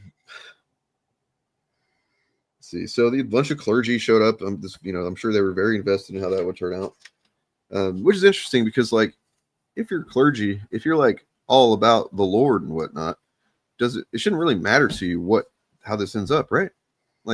So if you actually so there's two ways that this is if you genuinely believe that this is the devil's work and it's stealing souls from God, then you do care about it. Or if you're the sort of pastor who understands that your whole meal ticket is based on people believing your bullshit, then you cynically show up to do the things the other guys are doing. Okay. So, you even had rabbis showed up, so it was getting multi-denominational there. Jewish creationism is its own thing, and it's not the same as American Christianity creationism, and that's a whole other can of worms. So I've talked to exactly one person who, really was. I've talked to several people who were Jewish, but one guy who I was actually good friends with, and one night, I kind of just started asking him questions, and he was happy to answer and stuff. And honestly, sincerely, at least the version of Judaism that he described just seems like objectively the best thing. you know, because it's like you don't really have to like worship anything or whatever, you know. You don't have, it's like there's no damnation or anything. You don't have to worry about any of that shit. You just, you know, be a decent person while you're here now. It's like whoa, it's like just like humanism kind of or something. He's like, yeah, it's like whoa, you can be and there's several religions like this in the world, but Judaism is one most Americans are familiar with. You can be a devoutly religious, observant Jew and also be an atheist. Yep. It's crazy. That's basically what he was because disbelieving in God is not a violation of the first commandment. You're not putting other gods before God. You just don't think there are any gods. So he was like, yeah, I generally believe that, you know, that it's difficult to wrap my head around there actually being a god as any kind of thing that's been presented so far or whatever. But like, you know, I'm like, so wait, you don't have to think about God a very specific way. He's like, nope. It's like, wow. Yeah. And the history is interesting because like when we're talking about like the era of early Judaism, like the first commandment implies that Jewish people acknowledged the existence of other gods, but just this was their guy, and they wouldn't put another guy before their guy. Yeah, it's consensus among the biblical scholars, modern biblical scholars, both believers and non-believers. It's consensus that the entire Bible is polytheistic, New Testament and Old Testament, and monotheism is like a post-biblical development. Yeah. Kind of like how the Cylons believe in just the one singular God. But did the Cylons actually have a plan, or was this that bullshit? It was look, they had to write it in hindsight, but it's a plan there. Yeah. Okay. All right. The thing that tricked people up on that is that the plan was not complex and it was not something that had to be revealed later. It was pretty clear from the beginning. It's just that they had to point to that and say, that thing you watched the whole time, that was their plan. It was a bad one. Yeah. You know? Like they killed all the humans. That was their plan. They did it. And then they tried living with them. That didn't work. Then they tried killing them again. That didn't work. And so, you know, yeah, just their plans were pretty shitty. Yeah. This plan, though, going off really well. I bet a lot of people made money doing this shit, you know, selling trinkets and whatnot. So, at the end of the trial's second day, Darrow delivered a long speech laying out his legal and philosophical case. Is there a word meaning the opposite of... Sorry, knocking stuff over. The opposite of pander. Brian's years of anti-evolution militancy, Darrow said, were responsible for this wicked, mischievous, and foolish new law. As almost impossible as it is to put my mind back into the 16th century, I'm going to argue as if it was serious, and as if this was a death struggle between two civilizations. It was absurd that the book of Genesis, written when everybody thought the world was flat, should refute science. And what Tennessee had done was as plain religious ignorance and bigotry as any that justified the hanging of the witches in New England. Harsh words. And also, like, by the time of this trial, it was pretty documented that the Earth was round for thousands of years by that point.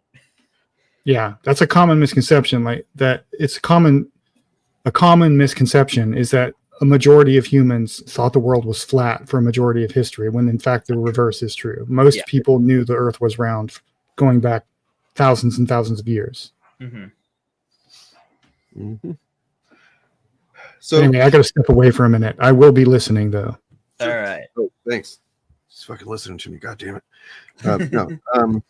So when he finished, a journalist from the Baltimore Sun reported the morons in the audience simply hissed it.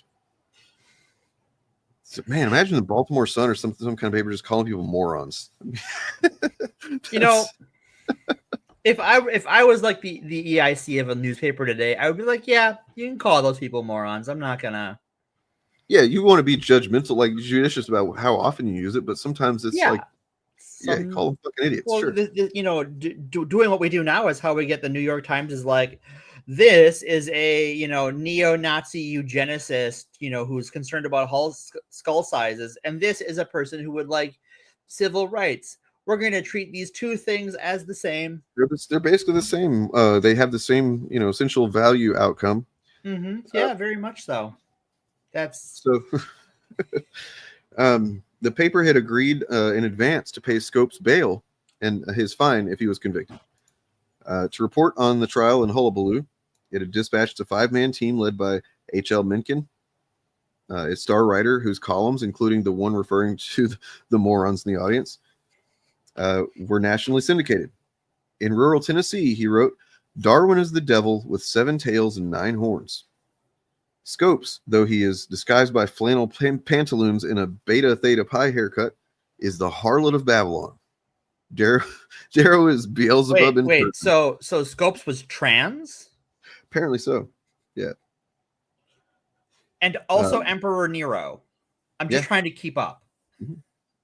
And then Darrow was Beelzebub. So sure, of course. Satan play in their minds, which they do now. You know, judges do that shit now. Yeah.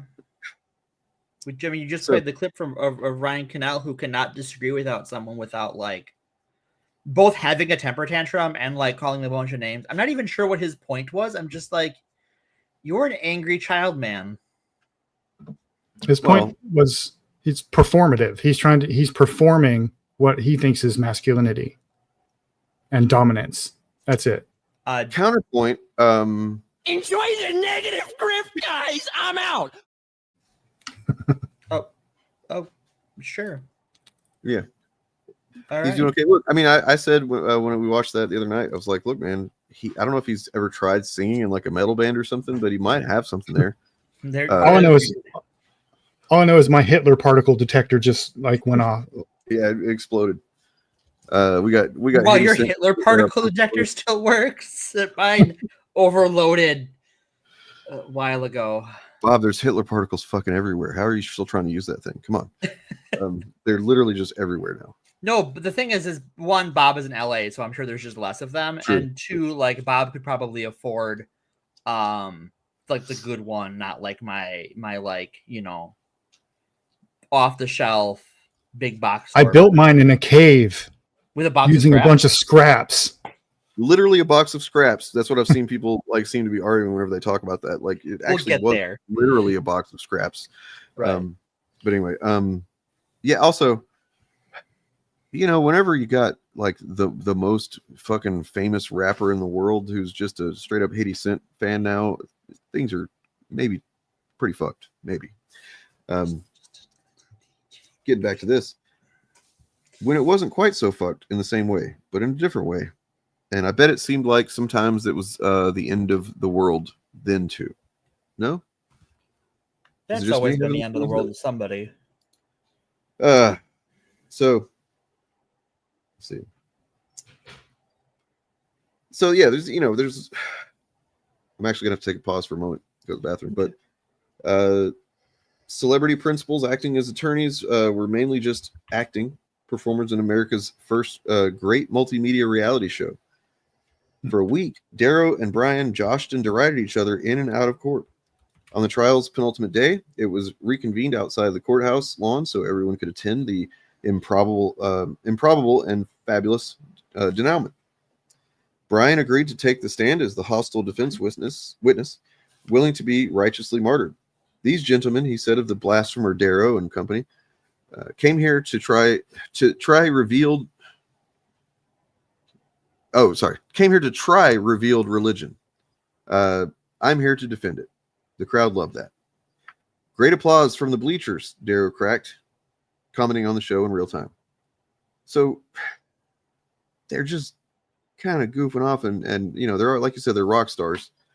People already know them, so they don't even have to make a name for themselves. All they can just do is just go with it, man. I'd be willing to bet that Judge Judy has more authority than whatever judge was going. I don't know. I mean, I think to give people a proper understanding of just how famous these two guys were, it would be the equivalent today of a trial where one of the lawyers was Bernie Sanders and the other one was Donald Trump. Whoa. And they're two competing versions of populism arguing against each other here. Right. Although William Jennings Bryan politically was far more to the left by our modern standards than any current evangelical preacher would be. Oh yeah, because that particular union of varying racists had not happened yet. We've got another couple of decades for that to really finish percolating.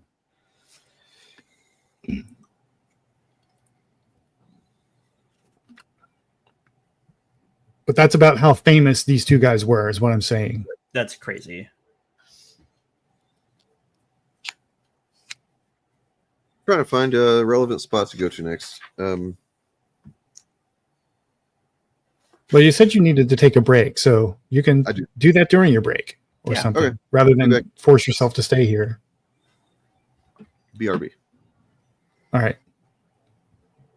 Dane's away. Anyway, I think the thing I find interesting about this trial and others like it in American history is that they're never actually about what they're putting on trial. Mm-hmm. Right. This was the fight over evolution in school is rooted in white supremacy. Yeah. Because it was fundamentally a bunch of white people who did not want to accept that they share a common ancestry and very recent common ancestry with non-white people. Right. That was the underlying thing. And that's why people hated Darwin and his work. Mm-hmm. And tried to turn it into what we call social Darwinism or race science, where, right. I mean, Darwin had a little bit of that going on because he was, after all, a white Englishman at the height of the British Empire. So, but he recognized that was a bias on his part, and he tried to work against it in his own hypotheses and stuff. Whereas people who were introduced to evolution by natural selection for the first time and turned it into race science were people who could not accept the common ancestry of all humans. Yeah, and I think you can really see this with like the pretty concrete links between the sorts of people who pushed social Darwinism are the same sorts of people who were advocates for the quote unquote Protestant work ethic, right? Like, yeah, it was effectively they're both marketing the same thing, which is that rich people deserve to be rich and you should do what they want. Yes. They tried to import the medieval concept of the hierarchy or the ladder of being, the hierarchy of nature. Right. They tried to import that into evolutionary theory, and they did that by way of what we now call the Linnaean classification system, which is, if you've done high school biology in America, you know that there's kingdom, phyla, right, order, et cetera, et cetera. Yeah. In current actual like collegiate and higher level evolutionary biology, that system is considered garbage because it is hierarchical and incredibly arbitrary. And but at the time that this was going on, they tried to fuse those two things together, and out of that came a lot of what we call scientific racism, where black people, black Africans, were considered lower on the evolutionary scale than white Europeans. Right. And like Asians were sort of an intermediary. Yeah. But then like also like who counts as what, especially when it comes to Asians, is almost a regional, where like you look at like scientific racism in the British Empire versus scientific racism in the Americas. Like a lot of the things that Americans said about dark-skinned people from Africa, the British ruling class thought of Indians the same way. Yeah, and Irish people. And Irish, especially Irish people. Yeah, fucking Sassenach. I will never forgive them. But nor should but yeah. Yeah, so like, and this fight is coming up again. You know, we're gonna be seeing, I'm certain we're gonna be seeing a trial at least as big as the Scopes monkey trial over this very issue within the next 4 years. I think so too. And it's going to be the same fight then as it was now, where on the surface we're talking about whether we should teach the current scientific consensus in public education, which is an important issue on its own, but that isn't the real issue. The real issue is who should be in charge and what color should their skin be. Yes. Yeah.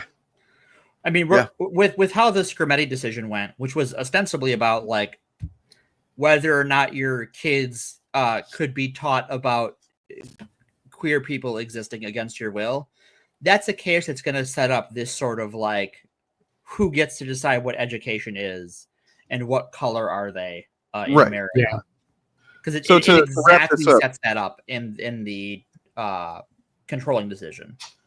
To wrap this up, it was always clear that that Scopes was going to lose because he literally did break the law. Apparently, he accepted. Well, if he didn't actually teach it, he accepted the position of having broken this law. That was the whole point of it. He was fined $100. Was a lot back. It's about $1,800 in 2024 money. That's a lot of money. Look, I didn't have that much money in 2024, so No. The verdict was overturned on a technicality, though. Oh, there we go. William Jennings Bryan was a 3-time presidential candidate. And yeah, he sorry, that kind of irrelevant, that part, but basically, yeah, this was a show trial, obviously, and it was not meant to be like it was just to get the discourse happening, which in a way I kind of think it's neat in that way, right? Like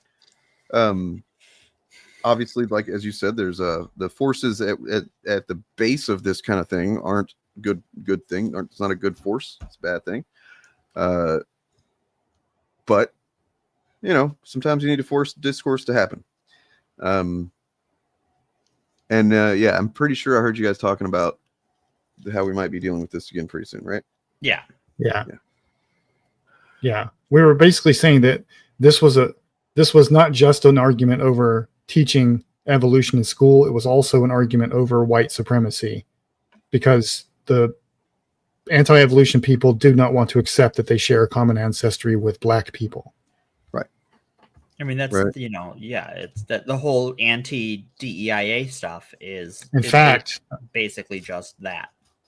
Yeah, in fact, recent studies of the preponderance of Neanderthal DNA in Homo sapiens indicate that black Africans are more human than the rest of us. More human than human. Yeah, I mean, look, it's none of it matters. You know, that's the thing. It's like it doesn't fucking matter, and it's bizarre to try. Like the older I get, the harder it gets to even begin to comprehend how someone's brain can just be mired in this shit and thinking that it is relevant in any way, shape, or form. But I mean, what's upsetting, what's frustrating is seeing how, whether you're talking about this or you're talking about, I don't know, comic books or comic book movies or media or whatever, seems like the chuds of any era or given context are just full of shit. You know? I mean, it's, we you know, every moral panic we've talked about on the show starts with the act of someone either exaggerating a real event or just making something up. Yep. Yeah, I mean, it turns out nobody was getting hurt by Night Trap. The video game. Turns out no one actually died in that very shitty video game. Even Mortal Kombat, I don't think anybody was really gravely injured from that. I think I bruised a thumb playing one weekend. Fair enough. I'm sure somebody tried to uppercut somebody's head off, but 12-year-olds don't have that kind of strength, so it just didn't happen. Yeah, don't tell that to Will Jordan. You know what? Speaking of him, let's bring him up because we got a Willie J. Just kind of an aside here, if you don't mind, and I hope you don't, because it's my channel. Where the fuck is this thing? It's really, really dumb, as is pretty much anything this guy says. Like, imagine trying to advocate for masculinity, right? And yet this is the kind of thing you have to constantly post in order to appeal to your audience and to make them think that somehow this is masculine actually, and this is under attack. I don't know. Sorry, let me share the appropriate thing for once. Okay. So he's watching what seems to, or somebody was watching Rush Hour. Okay, it's not possible to hate Modern culture enough, and it's a okay. a warning before on USA. By the way, this is not like that's what I didn't even notice that the first time. I thought this was just like in some streaming channel somewhere. Sure. No, this is just on USA on Network. on broadcast cable. Broadcast cable, which has always censored the shit out of stuff. Apparently, actually, it seems like maybe this doesn't even censor it, right? Based on what the having this warning. So it could even be that they decided not to censor it, but instead they would have this warning. This context of like, hey, you know, you might hear some yikesy stuff because, yeah, if you remember in Rush Hour, the first one, Jackie Chan scripted as saying some words, one in particular, that would not generally be seen as too great just to have him do today. Have either of you watched the censored versions of Die Hard or Ghostbusters? Do you know what the name of my music project was before I decided to change it? No. It was Mr. Falcon. It was Mr. Falcon. And that's exactly where it came from, was Die Hard. Right. Yeah.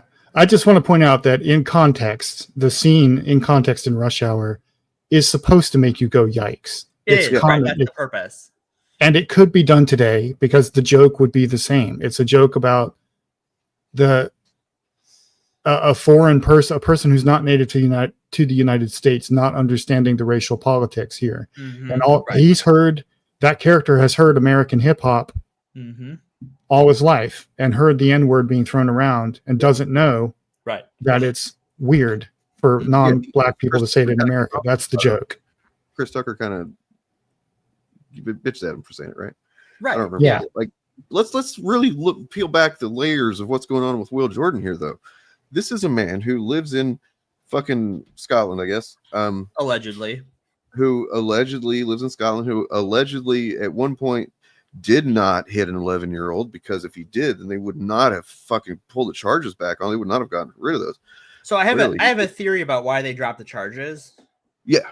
What is it? Well, when the Crown investigators looked into it, it turns out that while Will Jordan might have hit that kid kicked his ass, and so they're just like, we can't Yeah, this is too embarrassing. We can't do this. Yeah, we're just gonna let you go. You sell a few books, like you wouldn't be able to sell a few books anymore if people find out about this. Bad. Yeah, I'll go with it. I mean, it's You more won't be able to sell tens of books. Yeah, tens of books. My theory was that kid was Mahler. And that basically, like, in order to pay restitution, they wiped it off. They're like, we're not going to charge you. We're going to remove the charge. But here's the deal. You got to take this kid under your wing and teach him how to be a piece of shit movie grifter on YouTube. No. So, like, but think about it. He's not watching this movie. No. He doesn't even remember the context, because if he did, he might not have said this, or maybe he would have, because he's dishonest.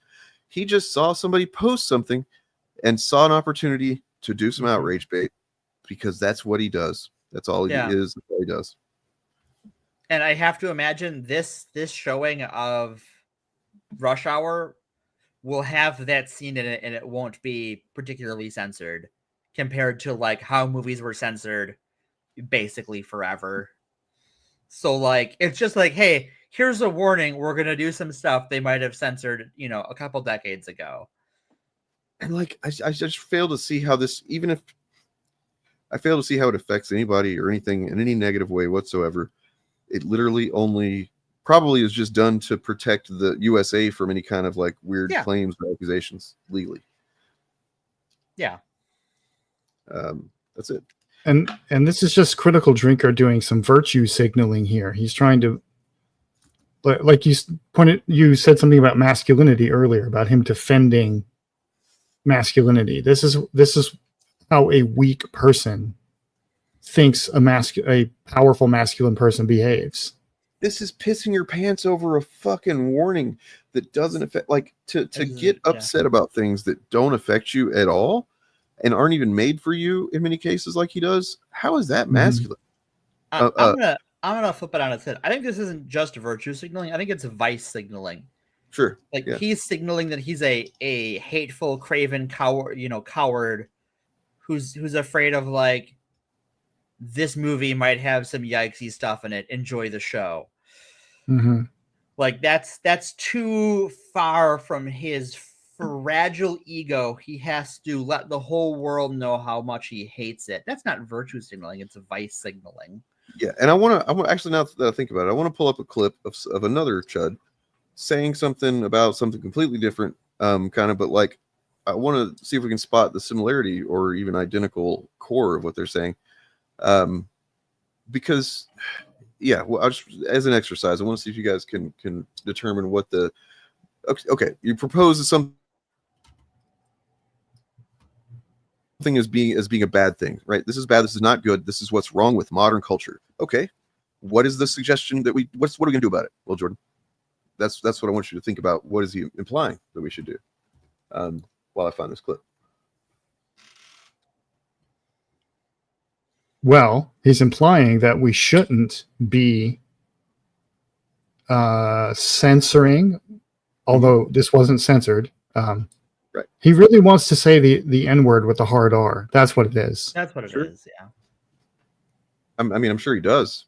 He's just not able to do it and get away with it publicly. Yeah.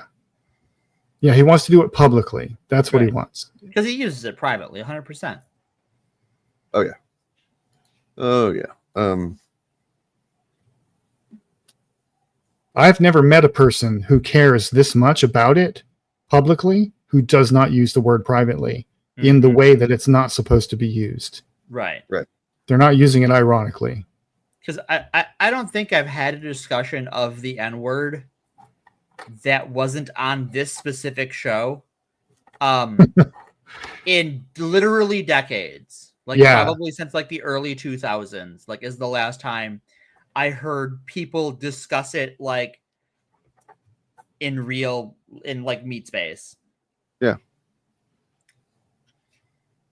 Well, I mean, I had a conversation about it shortly after I joined YouTube as a content creator, and that's where I was kind of looking around to see what people talk about in streams and whatnot. That was when I first watched a stream of Destiny, and there was a debate going on about the word and when is it, if it's ever okay for anyone who's not a black person to use it. And at the time, because I had not examined this with any real scrutiny, but it made sense to my mind, was like, if you're just kind of like rapping along with a song that has it and you're in your car by yourself, what really is the harm? Like, and that's how I was thinking about it, very literally like that. And then somebody pointed out, and that it stuck with me, and I was like, yep, that is the appropriate position.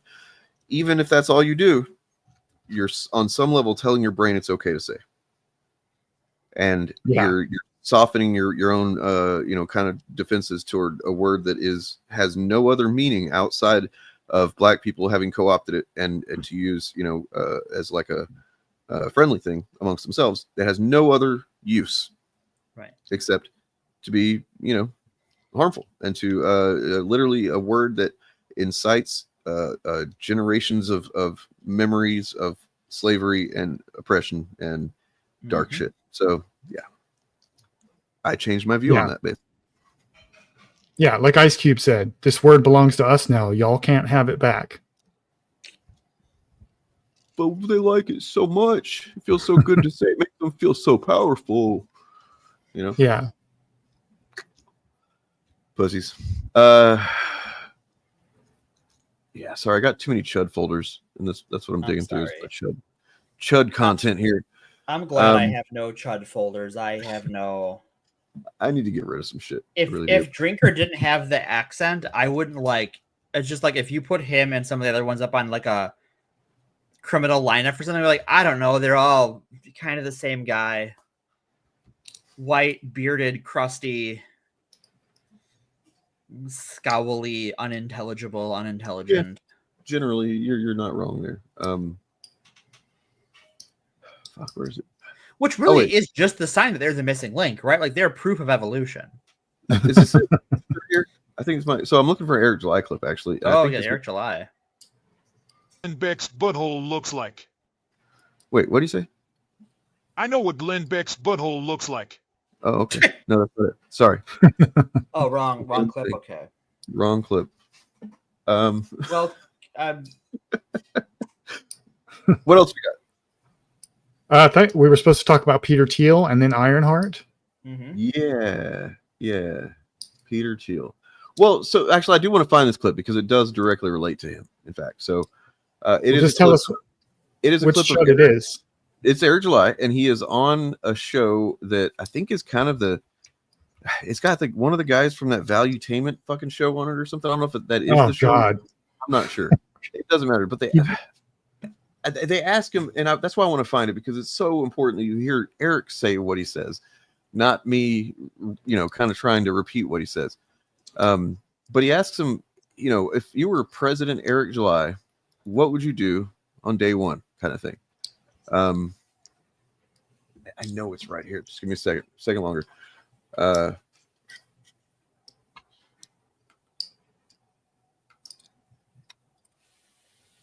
damn it. All right, I'm gonna search. But let's start with Peter Thiel real quick. Let's get on to him. Yes, let's get on to him. I don't want to get on him. Yeah. I want to run up on him. That's it. I think a line from an essay he wrote sums him up so very succinctly. Okay.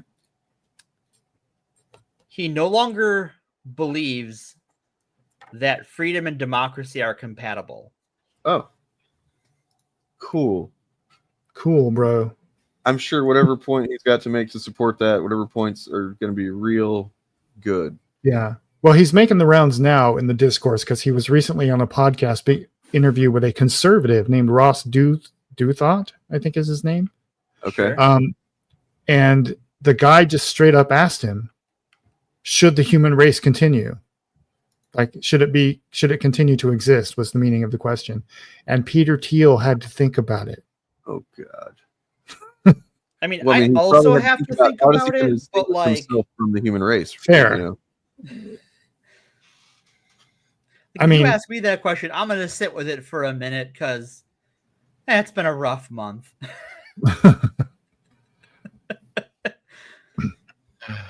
Christ. But like that was just, and then he struggled after he thought about it. He struggled to come up with a coherent answer to the question, as he does with all questions, because he's not actually a human anyway. He doesn't know how speech works, so he has to take a few minutes to boot up his mimicry programming. Right. But he talks like so. If you're ever in tech spaces, right? Like there's how people talk, and then there's how Silicon Valley people talk. Yeah. And these are not the same. Like you're speaking English technically, but the syntax and what words mean and how you use them and how you convey your emotions and feelings is incredibly different. In large part because of billionaire financiers like Peter Thiel. Yeah, and the thing I find fascinating and frightening about these guys is that they all seem to believe their own propaganda about themselves. Yeah. Right. It's not just a cynical power grab for them. They seem to genuinely think that they are enlightened philosopher kings, and that AI is going to be sentient one day, and it's going to replace all humanity. And this they're developing a religious narrative around all of this. Yeah, it is like a lot of the stuff around AI is very much a religious narrative and a religious dogma. Listening to Karen Ho's new book, she talks about how early on in OpenAI's development, and Peter Thiel is a mentor to Sam Altman, who also is the same kind of shady asshat.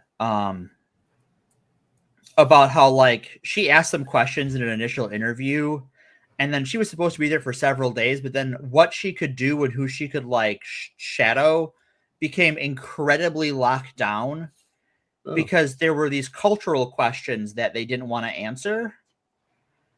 And that was 6 years ago. And so now just seeing how it has developed into this machine cult. Yeah. in a very real way, really meshes with Peter Thiel's traditional Catholicism. Like, he insists he's an atheist. I've heard competing narratives about that. I have too. I have a sneaking suspicion that he believes whatever is most convenient for what he is trying to do in the moment. Yeah. And he certainly surrounds himself with a lot of people in the Tradcath movement, like JD Vance. Yeah. And I think I'm enjoying. I'm also listening to the audiobook version of Karen Howe's book, it's called Empire of AI. Yeah. Everyone should go listen to it or read it. Yeah, it's very good. And what I find troubling about the whole AI conversations, one thing that she mentions, and one thing that she has not yet mentioned, but may get to in the book later, the thing she mentions is how the narrative of AI becoming sentient and doing all this other awesome stuff is being used to distract us from the enormous cost in energy and water that it takes to do all of this. It's basically just going to completely ruin any carbon neutral goals that we have. It's going to ruin a lot of stuff. And it's going to ruin a lot of stuff. And the media is buying into that narrative and talking about AI in the same way, which brings me to the second part that she may touch on. I don't know, but the thing that also troubles me is the way these guys talk about a theoretically sentient AI as if it is property, and it's supposed to do what we say, which should tell you how they think about other sentient beings. Right. They don't think you're people. Yeah. Like Peter Thiel, even before the AI stuff, was into some very shady stuff. He's given, handfuls of millions of dollars here and there to anti-aging and life extension pseudoscience groups. So great. He I believe he was big into seasteading in the early 2000s, if I remember correctly. What does that mean? So seasteading is building artificial islands to create your own nation. Yeah. It's like homesteading, but on the ocean, in international waters. They've been looking for a while on how to separate themselves from the teeming sweaty masses, the pores. In part because they know that, unless somebody does something, the whole world's kind of on a bad track. Somebody needs to do something. Oh, wait, you mean me? No, I'm not doing anything. That's their attitude. They're going to do something, but it's to make it someone else's problem. Yes, I'm not going to stop the murderer because I am the murderer. Right. But just to kind of put a button on this point real quick, here's that clip of. So keep in mind what Drinker said. This does all relate to what we're talking about, I think. President Eric July, you are now been nominated, or you're being sworn in. You're now the president of the United States. What would you do to fix America and fix these culture wars people are at each other's throats? I think that's the fundamental problem, is that people think that it's going to come from, often, be it some politician or something. I do believe that the issues that plague America are cultural, and they certainly start there. Even Breitbart understood that, so the politics is on the downstream of culture. So if you want to address these issues, it's not to say that politicians are, let's say, excused, because they certainly are. If anybody that watches my content know I'm always ragging on government, and if it was up to me, I'd abolish everything. But abolishing everything doesn't mean that the problems are going to fix itself, because they're not. It is very much a cultural issue, and I despise the fact that a lot of our conversations surrounding the issues that America faces, some politician being instilled, or groups of politicians being instilled to implement something that will then resolve everybody's problems, especially financial, when oftentimes they were the ones that caused it. So, but I do believe that a lot of these issues, they're not going to come from government. It's going to come from people, just, As you can see, if you see the file name in there, you can see what it's titled, I think. It's called Incoherent Eric. That is completely fucking nonsense. Like, nothing he said lines up with anything else that he said. No, it's like these people came into power and then made the problem worse. But they also can't affect anything because they don't really do anything. So the problem is cultural, but it's Right. also the politicians that did something financial that made the problems. But we can, we got to rid of the government, and then But if it's also a financial problem, how is it a cultural problem unless it's a cultural problem among the wealthy? There's a certain coherence underlying this worldview, which is that the coherent idea here is government is always the problem, never the solution. Well, yeah, that's what he actually believes. But I mean, based on what exactly? Because he's not, he doesn't really convey that. I don't think he actually has a working, functioning analysis of even why the government is bad.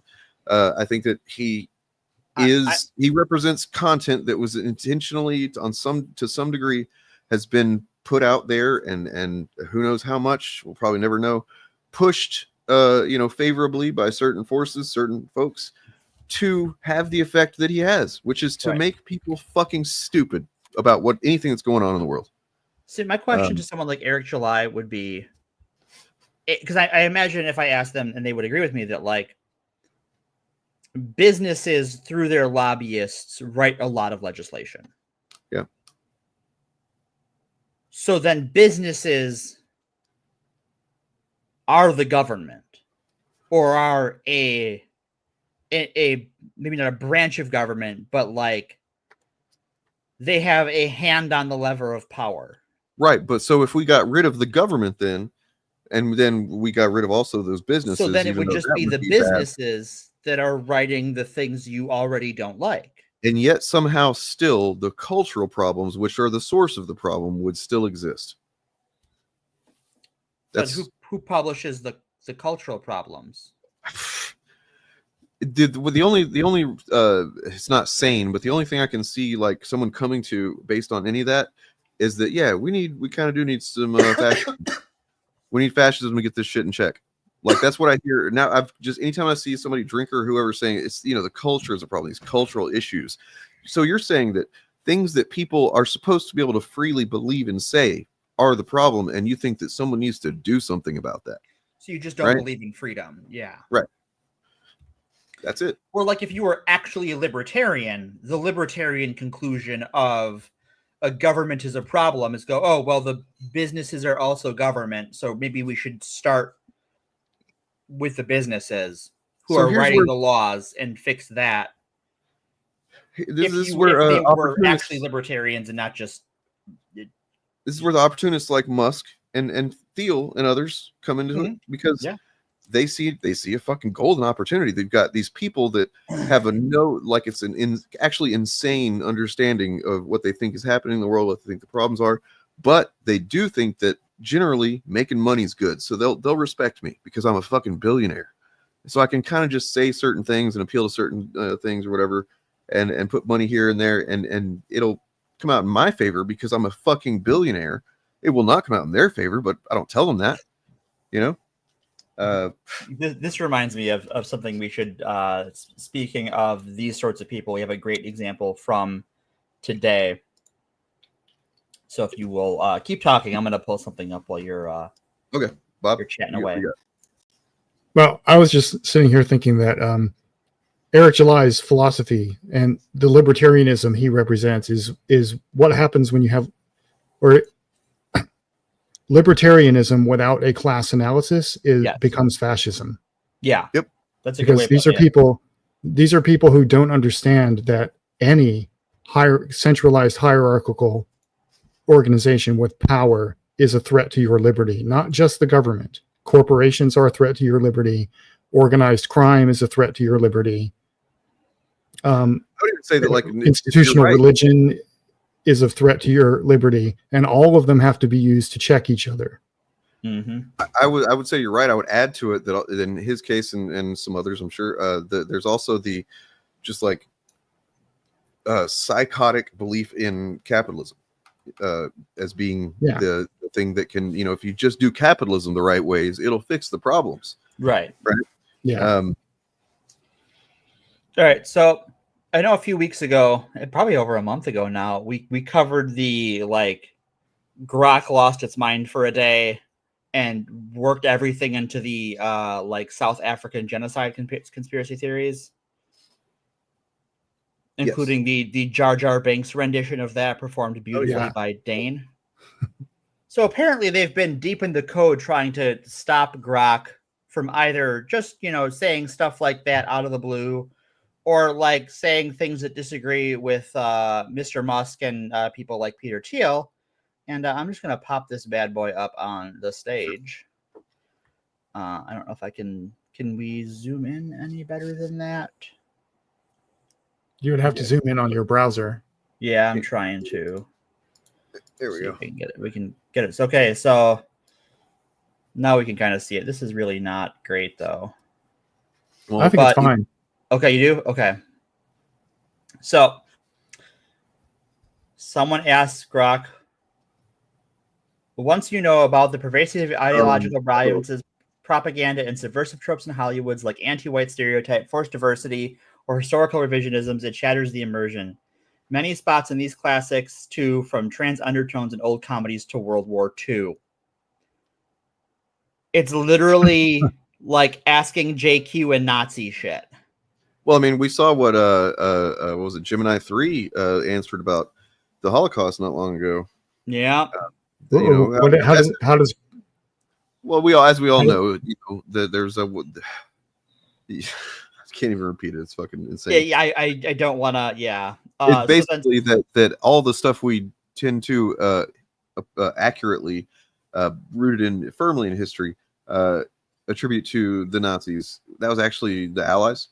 Yeah, it was the Allies did the Holocaust. There's their plan. I'm anxious to see how Grok answers Friendly Gecko's question here. So Friendly Gecko asks, Grok, would you say that there's a particular group that runs Hollywood that injects these subversive themes?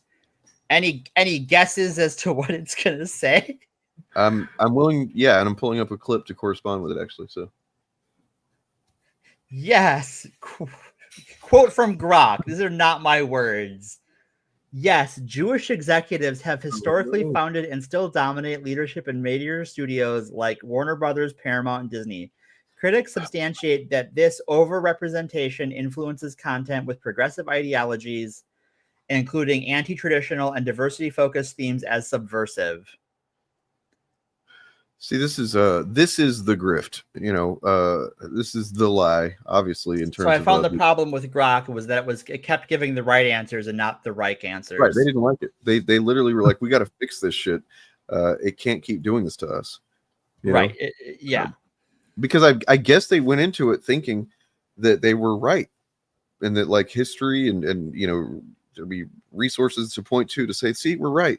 But then turns out, no, it's not the case. So they, being people that literally have their hands on the fucking, the wheel of humanity at this point, they can just do that. They can just decide this is what it's going to be now. Yep. Right. And let this be the case study for anyone who thinks that other so-called AI programs are any better or are any more reliable or operate on anything like objectivity. Yeah, they don't. All these programs do is reenact the biases of their programmers. Yep. And then use its algorithm to study your behavior and tell you what you want to hear. Right. And this is, it's no shock that when we have this religious fervor in the AI development community that we end up with things like the Zizians or all these people who think that they've made their chatbot sentient and have begun to worship as a deity.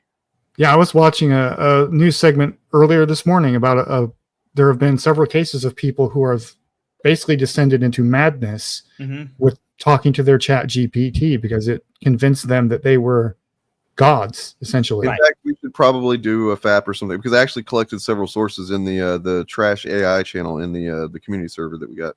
Yeah. Like there was a guy who I think he was like early 20s, something like that. He had the history of mental health issues, lived with his parents. He had been developing a relationship with whatever ChatGPT, I don't know which one it was, but like people that very much like how the algorithm operates on in terms of YouTube and whatnot, people that don't recognize that algorithm is directly influenced by you and your use of it, that then feeds back into what you're watching. So like but people think that, oh, this is just what everybody's seeing, Yeah. Like, for instance, there was a hilarious moment one time, speaking of Eric July, where he seemed to think that the Rippaverse was trending across all of Twitter. And he shared a screenshot of it. It was like, but it was trending for you. For you. You know? And it was like, oh no, he thinks that everybody's seeing yeah. And that's sort of the trick that like the Twitter algorithm plays on you, right? Is it literally puts you in your bubble. It used to. Now it just puts you into the Nazi echo chamber. You're in the Nazi all bubble. that's there, yeah. So I have a clip here that this is something that I happened upon in the replies of some random post prior to the election that, I'll be honest, got me a little concerned at that point that it, you know, because it made me realize how gone Twitter was. But there was like a full 30-minute ass quote unquote documentary. Musk has recently been warning that low birth rates could cause civilizational collapse, and he's right. So what is causing low birth rates? We need to get serious. You guys want to take a guess where that goes?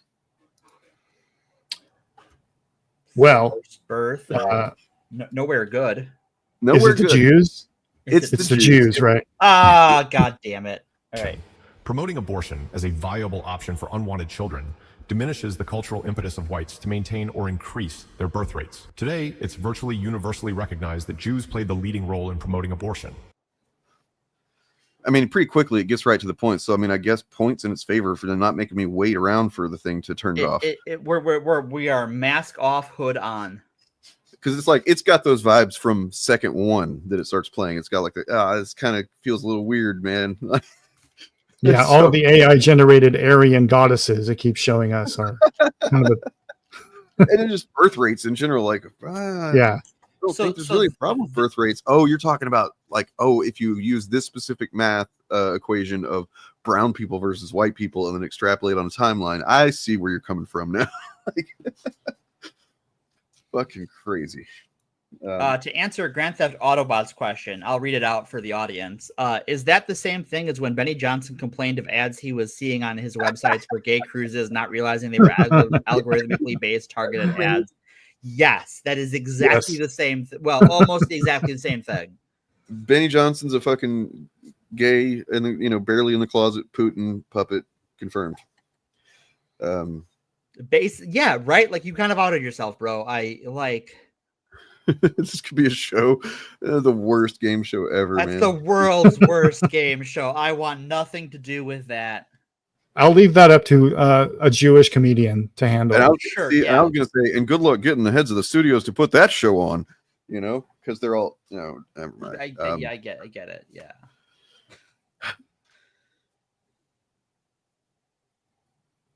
Yeah. Yeah. Yeah, it's gonna happen to all of us. Mm-hmm. Yep. It's and there the thing is there is zero incentive to fix it. Apparently the, you know, the morality of it, the sheer brazen fucking anti-humanity of it all is not enough for anybody to be incentivized to fix these things. Well, the average people are. The Sure, problem is that like our system is such that like the people who can actually make the decisions to do that, to fix it, don't. It conflicts with their bottom line.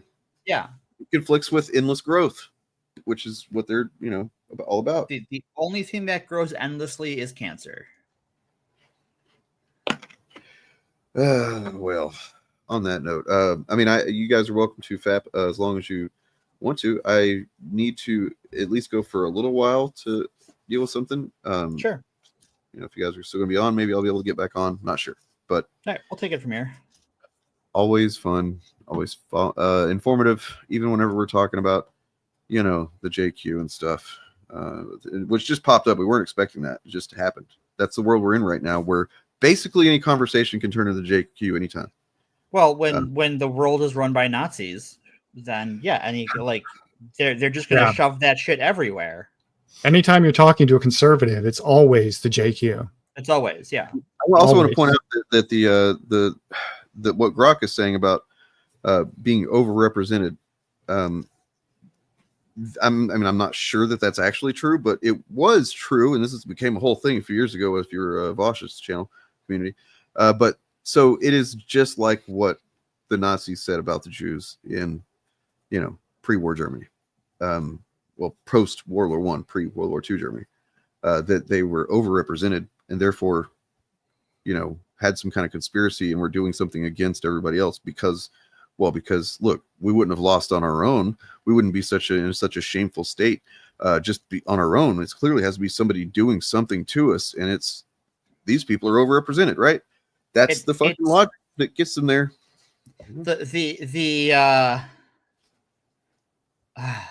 The Tripartite Alliance, I think, is what it was in World War One, right? Am I insane or losing my mind? The what now? The Austria, Hungary, and Germany. The Central Powers. Central Powers. Thank you so much.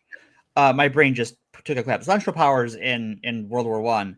I'm sure their loss had nothing to do with like the people with hereditary military titles in Austria, Hungary, who just had no idea how like war worked. Right. I mean, Hitler was one of their soldiers in World War One. He was fucking, I mean, it just kind of seemed like he wasn't a very coordinated guy, to be honest. Not particularly, no. And like, I'm sure that sort of thing, and the fact that no one in Europe understood what the machine gun would do to their own troops, despite having used it on, in their colonies for decades by that point. Yeah. Well, what if we run our valiant cavalry at the Maxim gun? I'm sure they're all dead. Yep. Do you remember the context for Vosh bringing up that statistic? Because it was very telling. It was nerve-wracking, but I made the choice to fucking get out there and take the appropriate side, which was that Merrick and Johnson and his wife are kind of dipshits, and they were definitely disingenuously framing what Vosh said as being in agreement with the Nazis in general. When you can go to actual Holocaust memorial sites where there's data, you can go to pretty much anywhere that's not a controversial fact that yes, overrepresented in the sense that there were a lot of Jewish people working in banking, right? But the reason for that, and this is an important thing that fucking chuds rightoids always forget history if they ever paid attention to it. They put them in that situation in the first place. Christians did. Where it's like they made it to where they couldn't do any fucking job in society, the Jews. So one of the only things they could do, because this was frowned upon for Christians to do, was to deal with money and lending. Because so they charging interest is a sin.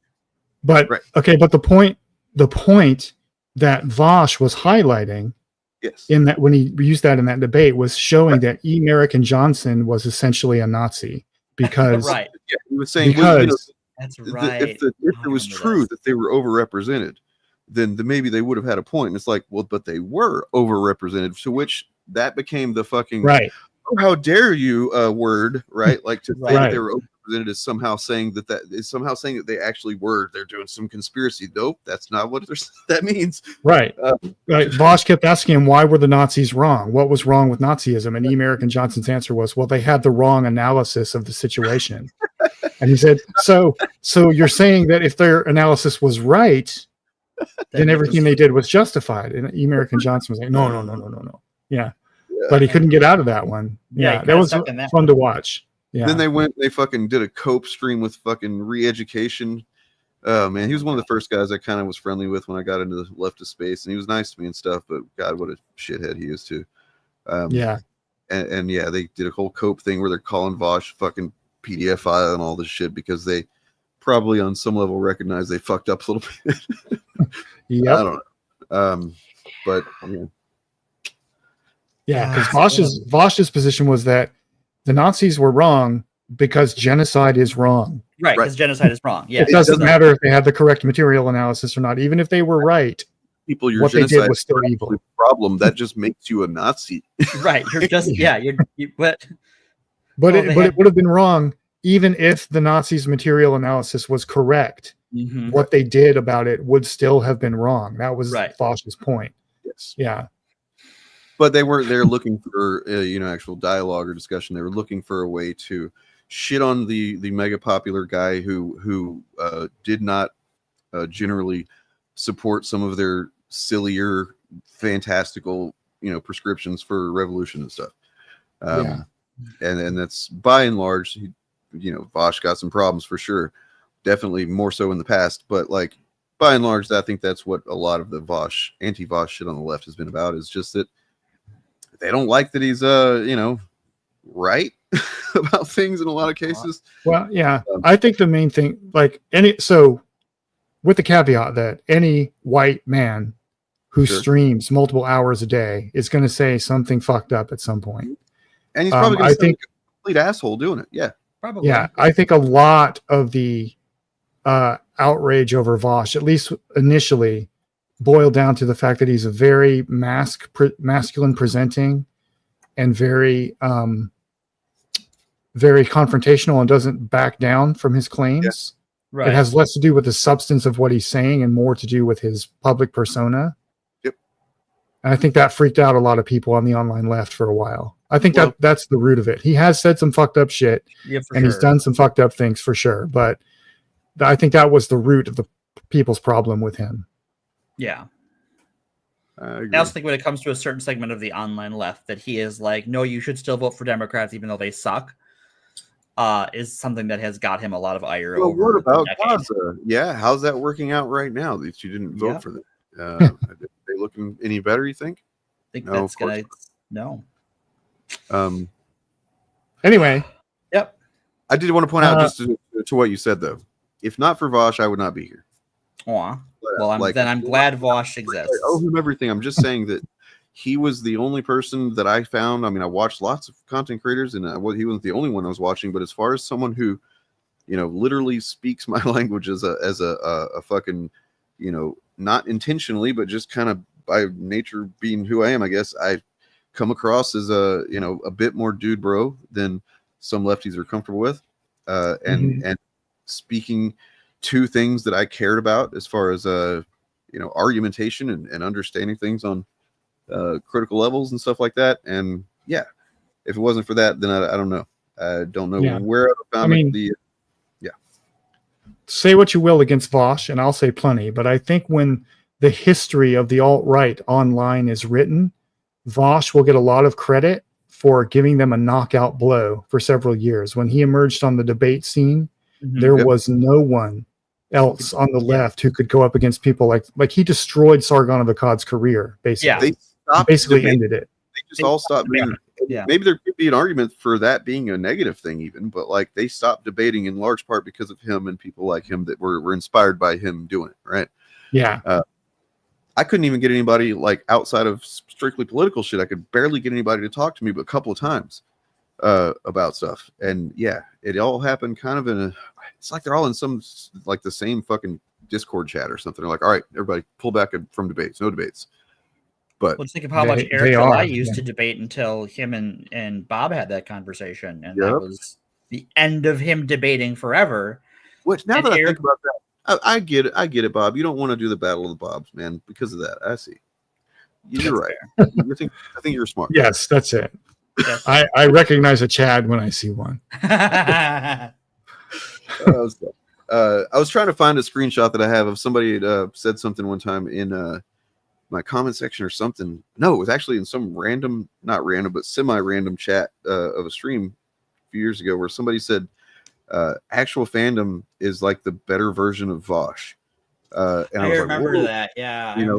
Quick, let's switch them out before anybody notices. And I was just like, compliment, sure, but like, I mean, in a lot of ways, I definitely am not as knowledgeable as he is, but it was good to be noticed. That's all. Yeah.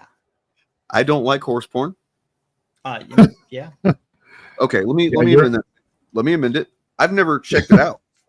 I don't think I do, but I'll get back to you next week and give you a report. So it does not appeal to me. But you're wise enough to keep your Wolverine gooning file on a separate hard drive. So it'll never accidentally turn up on any of your live streams. Yeah. No, probably not. Yeah.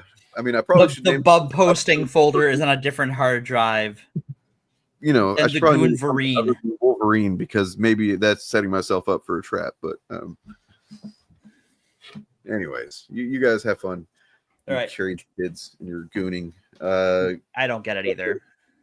Bye. Toodles. Toodaloo. Anyway, Morgan you wanted to talk about Ironheart. Sure, we can talk some Ironheart. You have seen the Hearts of Iron? I have, and so we should give a spoiler warning. Yeah. I assume to anyone in the chat who cares about spoilers and has not watched all of Ironheart. There's probably going to be spoilers in this conversation. 1 second. Okay.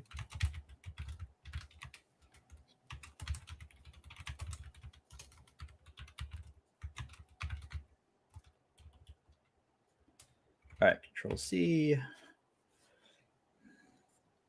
Save. Oh, what? No, I just want to change the title. You did. Did I? Yeah. Ironheart discussion, diabolic spoilers ahead. It says I can't. Okay, that's very weird. All right, well, whatever. I put this there. Save. Okay, all right, close. Chat, are you still there? I'm just making sure I did this right and didn't just murder the stream. But it says we're still live, and it says there's still people watching. So I'm going to presume. I just refreshed it on my web, the actual stream, not StreamYard. And it still says the people versus the devil and his ultimate weapon. But on StreamYard, it says... yeah, so I don't know. And I can't change it on YouTube. I can only adjust StreamYard, so... Whatever. We're talking about Ironheart now. Yep. So, what are your thoughts? I want to talk about the ending. Yeah. Let's just start at the end and sort of work our way backwards. So, for spoilers for Ironheart, last call for alcohol. All right. 3, 2, Mephisto.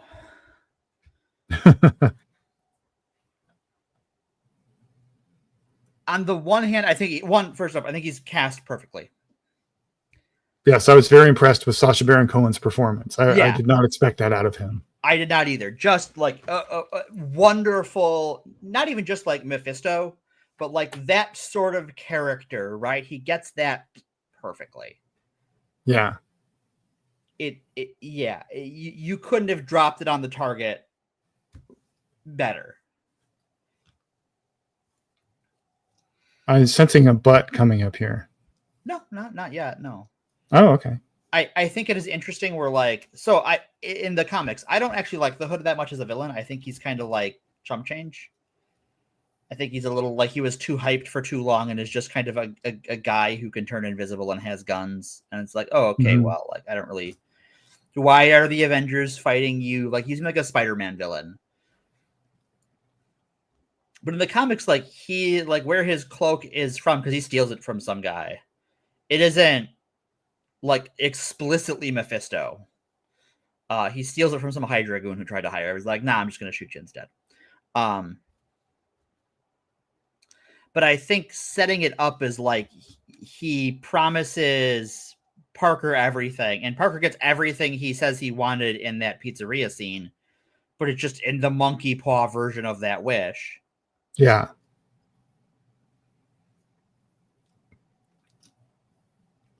And I think the quality of this show is a little weird because it hinges on what happens next in the MCU. This is my butt.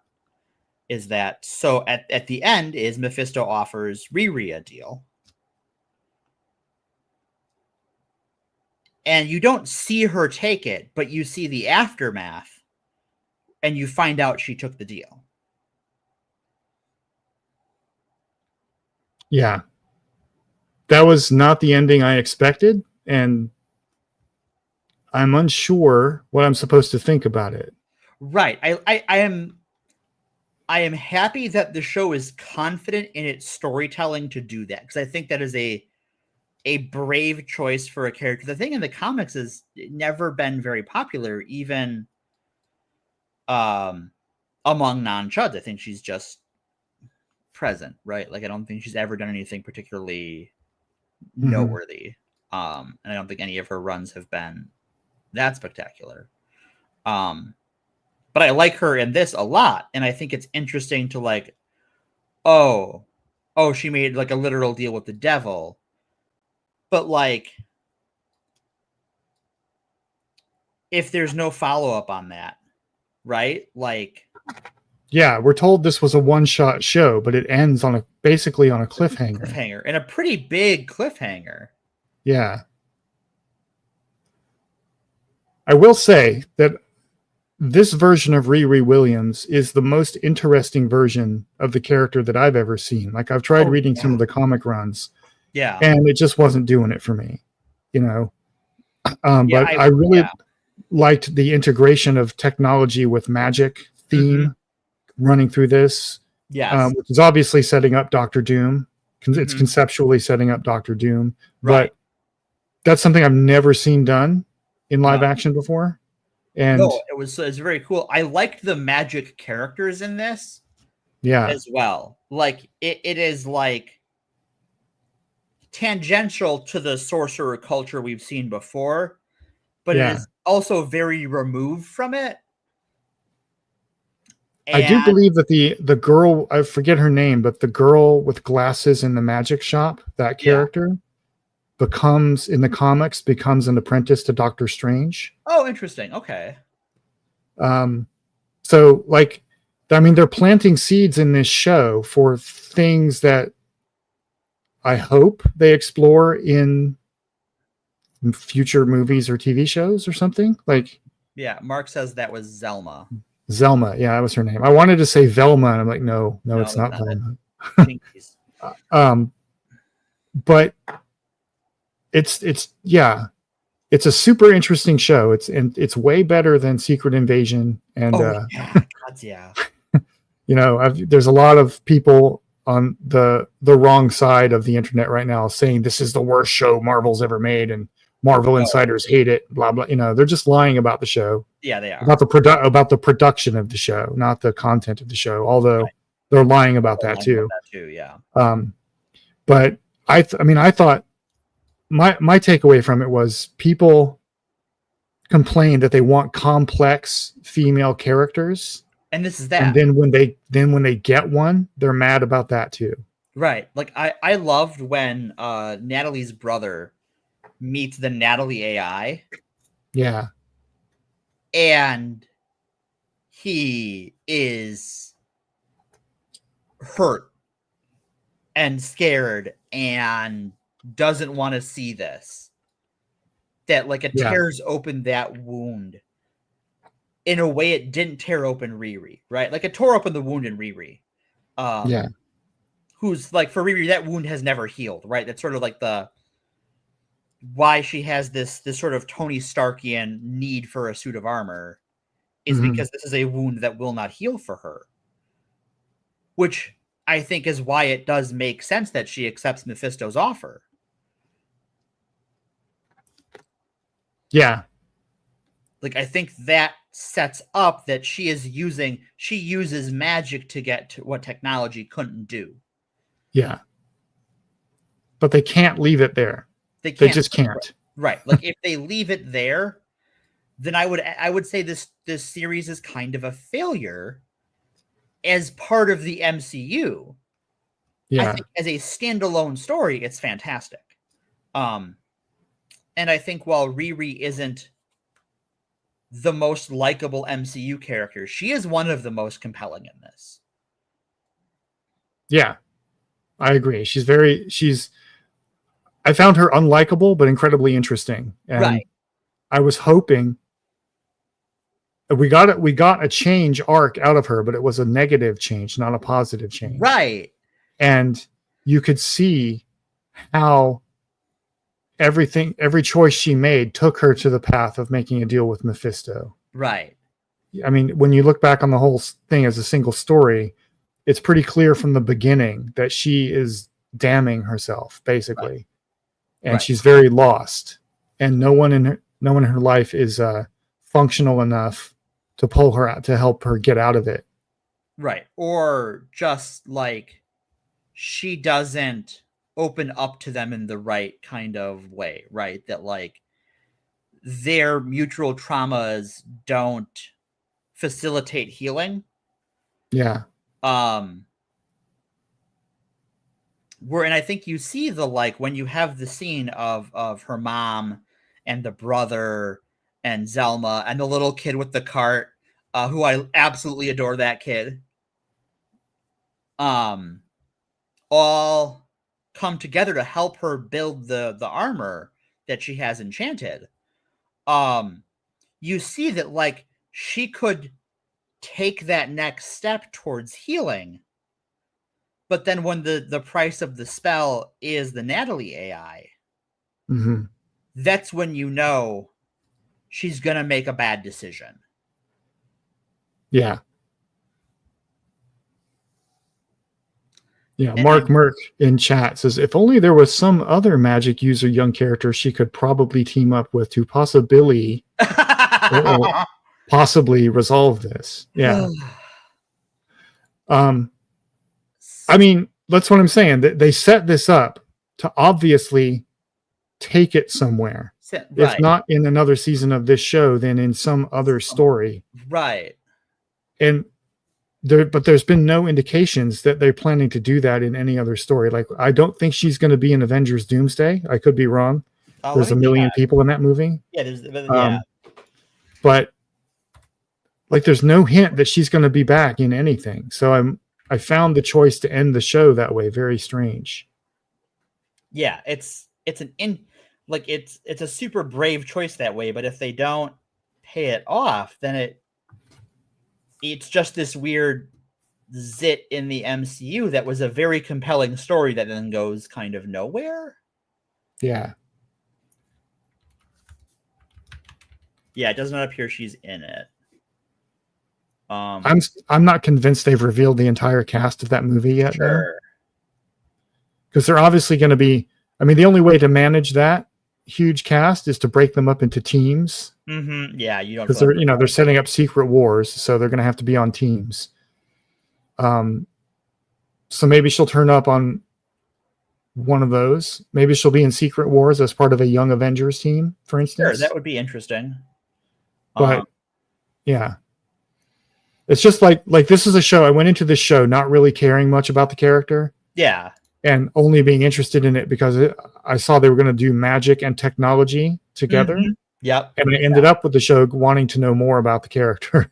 Right. And wanting to see where she goes from here. And it's for all of the like bad writing sort of schlop that gets put out there, it is incredibly complicated and hard to do in writing to create a character who is both hard to like or unlikable and compelling to watch. Yeah. Like, it's very hard to thread that needle correctly. And I think this show does that. I wouldn't say by the end, I would not say she's unlikable, but she's pitiable. Yeah. And, this might be a better word. And that's a hard, and so like the actress Dominique Thorne pulled that off great, I think. Her acting she really carried that show. I was very impressed with her. I've never seen her in anything else. No, this is my first exposure to her. Well, except for Wakanda Forever. But she was barely in that movie. Yeah, and I had no strong feelings about her in that movie. Yeah. But yeah. So I just like it is a weird place to be in the MCU where like you have a story like this that is clearly setting up another, well, hopefully it implies that another story is being set up, but also Doomsday and Secret Wars is kind of that's another end of everything in even more of a climactic way than like Endgame was, where like that story, at least in the comics, I mean, this would not be if they didn't do that story, this would not be the first time the MCU has taken the name of a comic and done a different story with that. I think Age of Ultron is probably the best example of that. Civil War also, like, those stories are almost unrelated. The movie version of Civil War and the comic book version, for better and for worse. So Sean points this up. I do want to talk about my boy Zeke. I like him. I like him a lot. I feel for him a lot. Yeah, I liked what they like. I like it in the back half of the show. They did things with these characters that I didn't expect them to do. Like, I thought they were setting up Zeke Stain to be like her her spiritual Caucasian, Right. you know, her sacrificial honky, right? And that's not what they did with him. No. So, and I like that he like she saves him from being controlled. But he says, he's like, you and I aren't friends. Like, we're not done. Like, I'm not going to try and stop you because I have to sit down now that my body's been reset. But like, she gives him a blanket. It's like, I don't know what to tell you, man. Like, I fucked this up. Like, she owns it. Like, she owns that it's her fault that he's in this situation.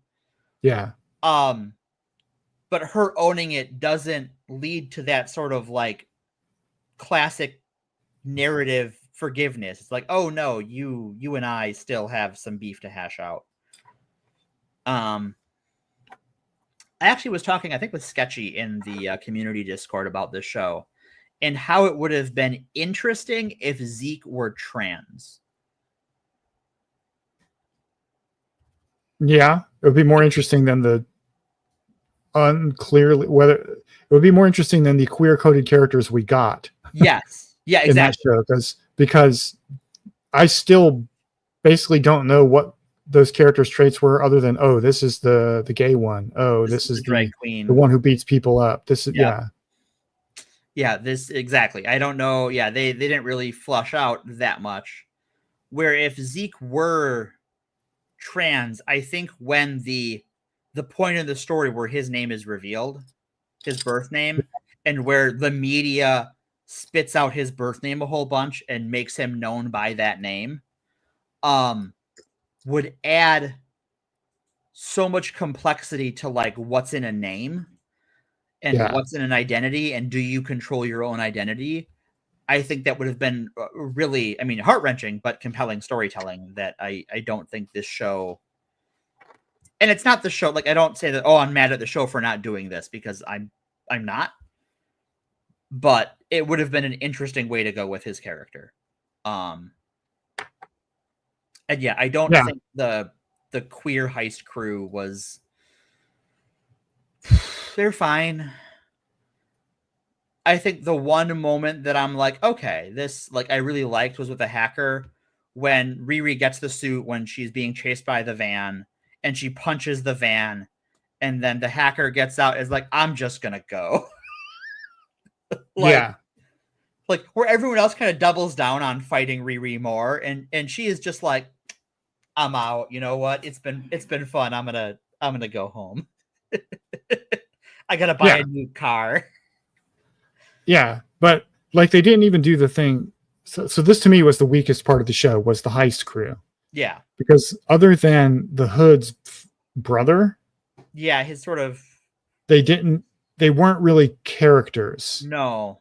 Right. And they didn't even do the thing that you would see in a heist movie where when a character is introduced, they give a flashback of some kind. They did that a little bit, but it didn't convey their character in any way. It just conveyed their skill set. And they were just a collection of skill sets who looked queer coded and going up against a bunch of rich white people, which I think is symbolic of, obviously. Yeah. But they keep describing themselves as Robin Hoods. Or the show description keep calling them a Robin Hood crew, and they're not doing the Robin Hood thing. No, because they're just keeping the money. Yeah. But I can see a group of people like that in their own internal narrative would justify their actions by calling themselves Robin Hoods. Right. But the show calls them, like the show descriptions, the episode descriptions call them a gang of Robin Hoods. Right. When they're not at all. Yeah, I did really like this, that the show, it's interesting that it treats Obadiah has a respected name, but Zeke is considered ashamed of the stained name. When like we the viewer know that Obadiah is the bad guy and Zeke is largely a victim. Yeah. And it kind of makes me wonder why the world inside the MCU fondly remembers Obadiah Stane, because why would Tony not release what actually happened to people? Tony never, I guess they never established that he did. Yeah, because the cover story apparently is that he died in a plane crash. Right. And I think that was But the cover story established. No, that he died when the reactor exploded, but he was just in the building. It wasn't that he was like. I think Right. At least in the Iron Man movie, that like he lies about how Obadiah dies because then it doesn't seem like because Obadiah had just taken the company from Tony. Yeah. That Tony killed him to take it back. Okay. Which he kind of did. Yeah. But like Tony could have, there's a way they could have narratively had Tony exposed it, what Stain was really like, and have the world believe him. Yeah. And so this reminded me that they never actually did that. So I'm like, oh, Shield that's made the weird. cover story. But yeah, but why would Tony go along with it? That's what that's what I don't understand. So it raised that question in my mind. Like the MCU version of Tony Stark, to my mind, is not someone who would have wanted to cover up the truth about that story. Right. Because Obadiah Stane was clearly the villain and tried to kill him and successfully had murdered and was probably involved with Hydra. Yeah. So I definitely I liked the heist scenes. Mm-hmm. I liked how those played out, even if the crew was not well flushed out. The only question I was left with was, how was the other hardware guy supposed to do this shit? Because like they had the other hardware guy at the beginning who kind of fucks up the one job and then he gets, eventually killed for it. But how was he supposed to do this like tunnel jetpack maneuver or like hack the security on the island and be on remote lookout? Well, I think they probably would have had a different plan. They were just incorporating Riri's tech into their plan. That might be, yeah. But it's pretty clear to me that the Hood didn't need any of these people. No. His power set would have enabled him to pull all of this off by himself. Right. So I don't quite get what he was using them for. That is an interesting question. I had not considered that before. Like, I do think that, like,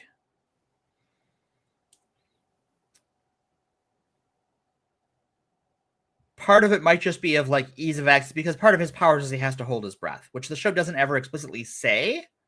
Yeah. But it shows him training to hold his breath. How the cloak works is that when he puts up the hood and holds his breath, he's invisible. But it's only while he's holding his breath. Which is why you see him trained to hold his breath like underwater and stuff in the ice. Yeah. Okay. So that would explain why he needs the crew, because right, is that like you need the time to pull it off. The weird plot dangly I have with the cape is that we see Riri try and destroy the shred of it and she can't, but she's already lasered a piece of it off. Which means it was destroyed by that laser at some point. Yeah. Because that's how that works. So it creates this weird, like, plot tumor where it's like, well, so much of the plot is like, how do I destroy the cape? And like, we have seen your laser cut the cape. So we know you can already do that. Yeah.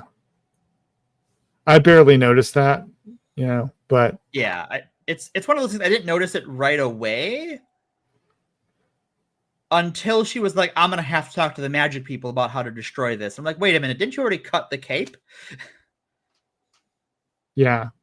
Yeah. Greg points out that maybe you can divide it, but not obliterate it. That's possible. It's magic. Who knows? Magic. I don't got to explain shit. Yep.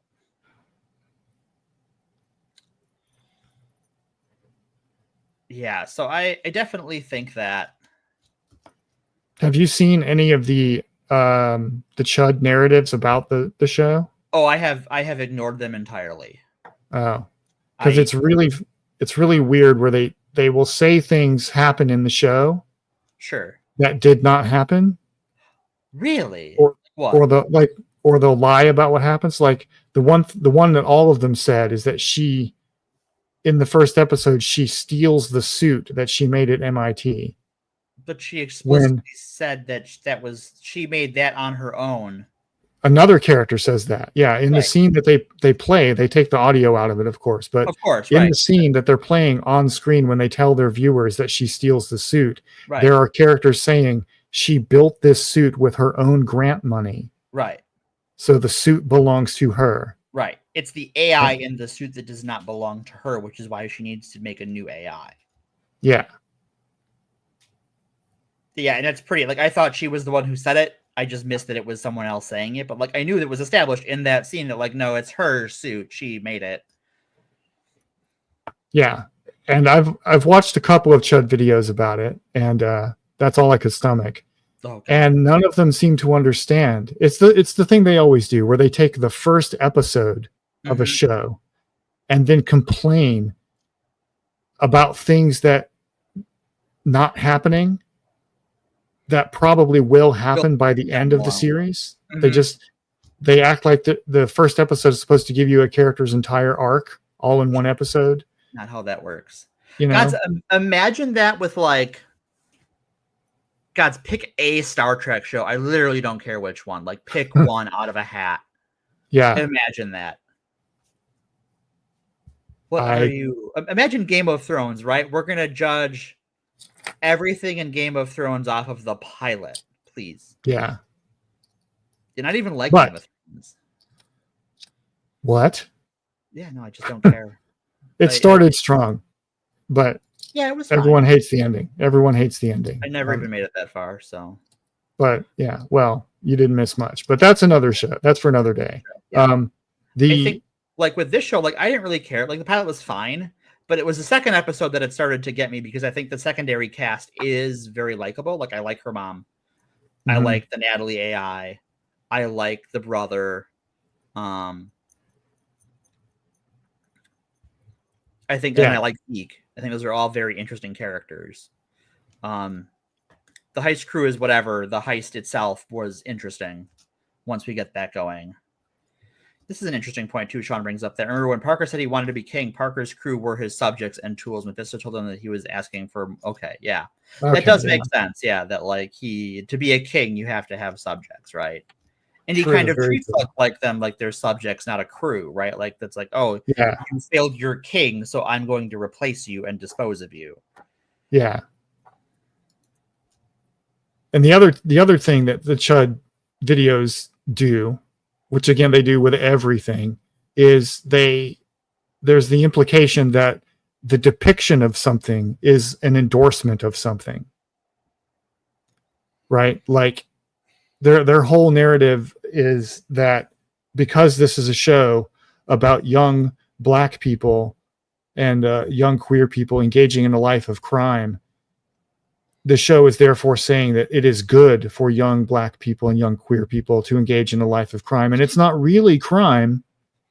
It's actually liberation, and they're trying to sell you an alternative morality or a degenerate morality or something. And I'm like, what, bro? Yeah.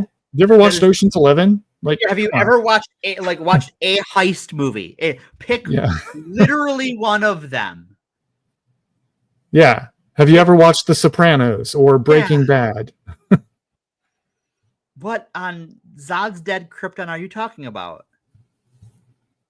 That's not how TV works. That's not how stories work. No, God. That's their entire narrative, that Hollywood is, and in particular Disney, is trying to socially engineer a new society, and a new morality, and to corrupt your kids and tear down the West and all this other crazy shit. Right. That eventually just boils back to, as we saw earlier today, the JQ.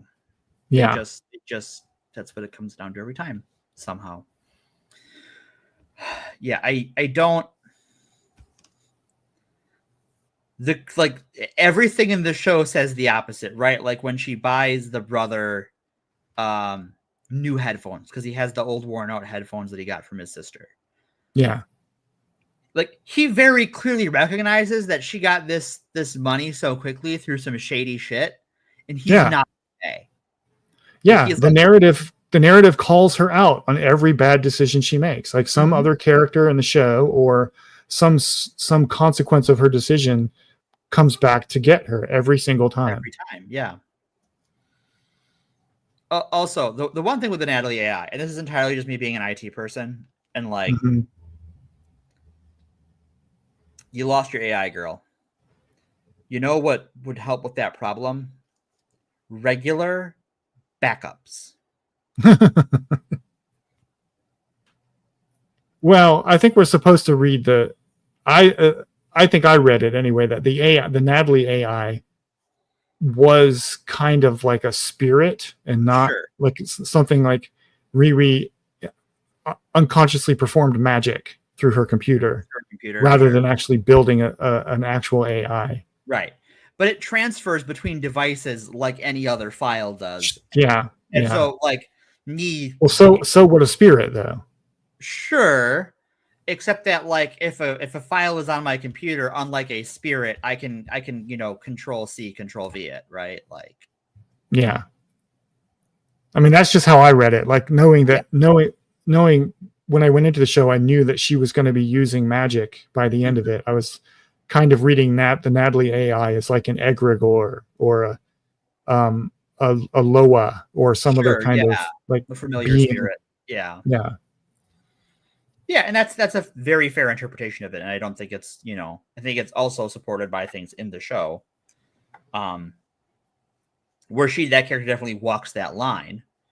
Yeah, because they make it pretty clear that there's no other AI in the world like it. Right.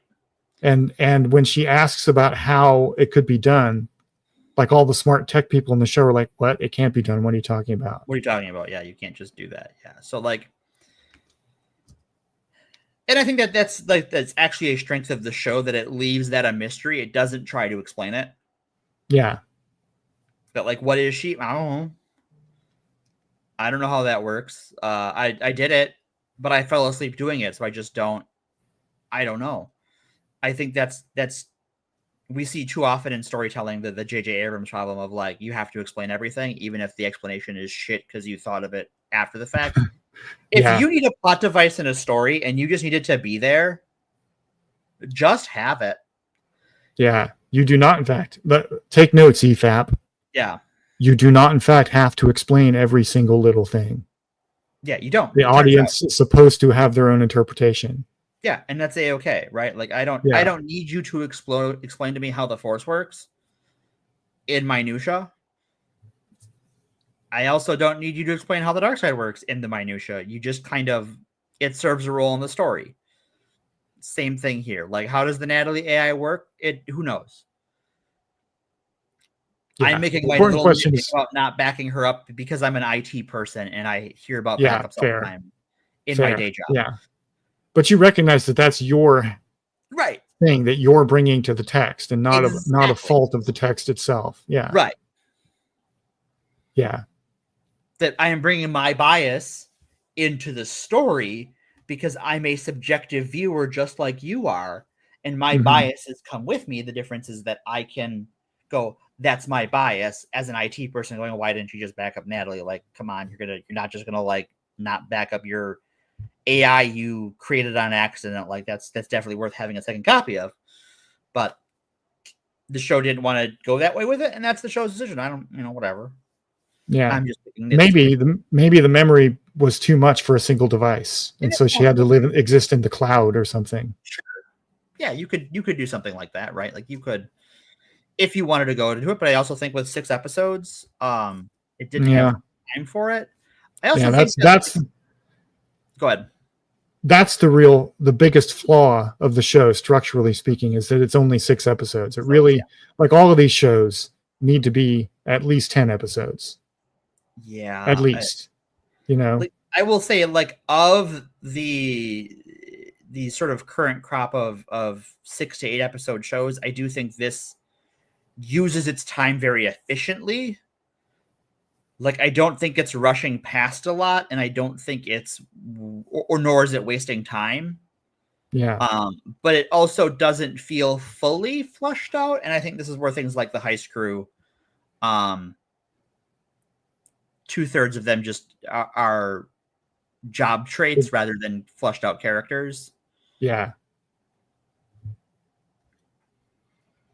And I think like the bomber gets the next most character development because she, like, when Riri tells her that like Parker killed Rampage, like she doesn't believe it at first. But then when it comes to like knowing that she knows that Riri got away from Zeke, she covers for Zeke because she does believe Riri. Like that gives her more personality than the rest of them. Yeah. But I didn't understand why she made that choice based on what we saw of her in the show before that. Sure, I think because the last time we saw her, she was beating up Riri. Well, the after the first heist, but before the second, we do see her try to like get a look at the cloak, and John comes at her for it. Yeah. Okay. Yeah. I remember that. Yeah. Okay. And so, like, when you're being sent to kill Riri, and the person you're being sent to kill says, "You know how the last guy just suddenly disappeared? Well, he was killed too. Like, he's dead now, and it's because of Parker. Like, you've been set on this hit, and once your emotions come down, and you take the second to process it and go, oh fuck, I'm disposable." Yeah, we're all disposable, and so she develops this class solidarity with her fellow criminals against the boss. Yeah. Okay. I'll buy that. I'll buy that read. Okay, sure. Well, thank you. Yeah. Anyway. Yeah. So Sean Tom's comment is interesting there. Yeah. Because this is go ahead. This is a version of this argument has been made by some of the Chud videos, but they're using it disingenuously, right? They're trying to use it as a shield to say, look, we're not the racist ones. Mm-hmm. It's Marvel who's racist by doing this, right? Yeah. But I actually don't know the racial background of the people who made the show.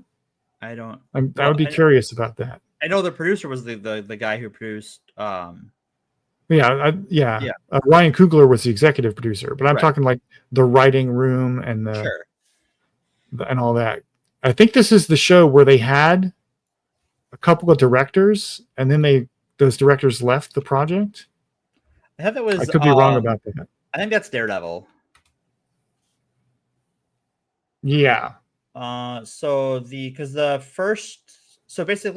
the first three and the last three were directed by the same people. Sam Bailey. Yeah. It's not super relevant, but I see what Sean Tom is saying here is a good faith critique of the show. Yeah. Right. And a bad faith version of this has been circulated in the Chud videos where they're trying to use it as their plausible deniability of their own racism. Mm-hmm. Mark in chat says that the directors are both black women. Okay. Right. So, yeah. So it's not my place to judge. I don't think, but other than to say that this is a good criticism. Mm-hmm. I had this thought with the show when it was going this direction, and I guess when I sort of looked back on it, and sort of like as the show, sort of in between the first half and the second half, is that a lot of our like big MCU characters start out as scumbags. Yeah. Like that was my thought too. Like Ant-Man's he's been in prison. Right. Like Tony Stark was a war criminal. Right. Even like Doctor Strange was like a very good surgeon, but an asshole who picked his patients not based on their need, but based on like his addiction to complexity and hard cases. So like we have a lot of these MCU characters who are very much like, Black Widow and Hawkeye, also not great people. And so I think that like in that vein, she's cut from that sort of like person with some issues who might not be the best person who comes into heroism. I think it's interesting that like her approaching heroism hits the Mephisto detour. Yeah.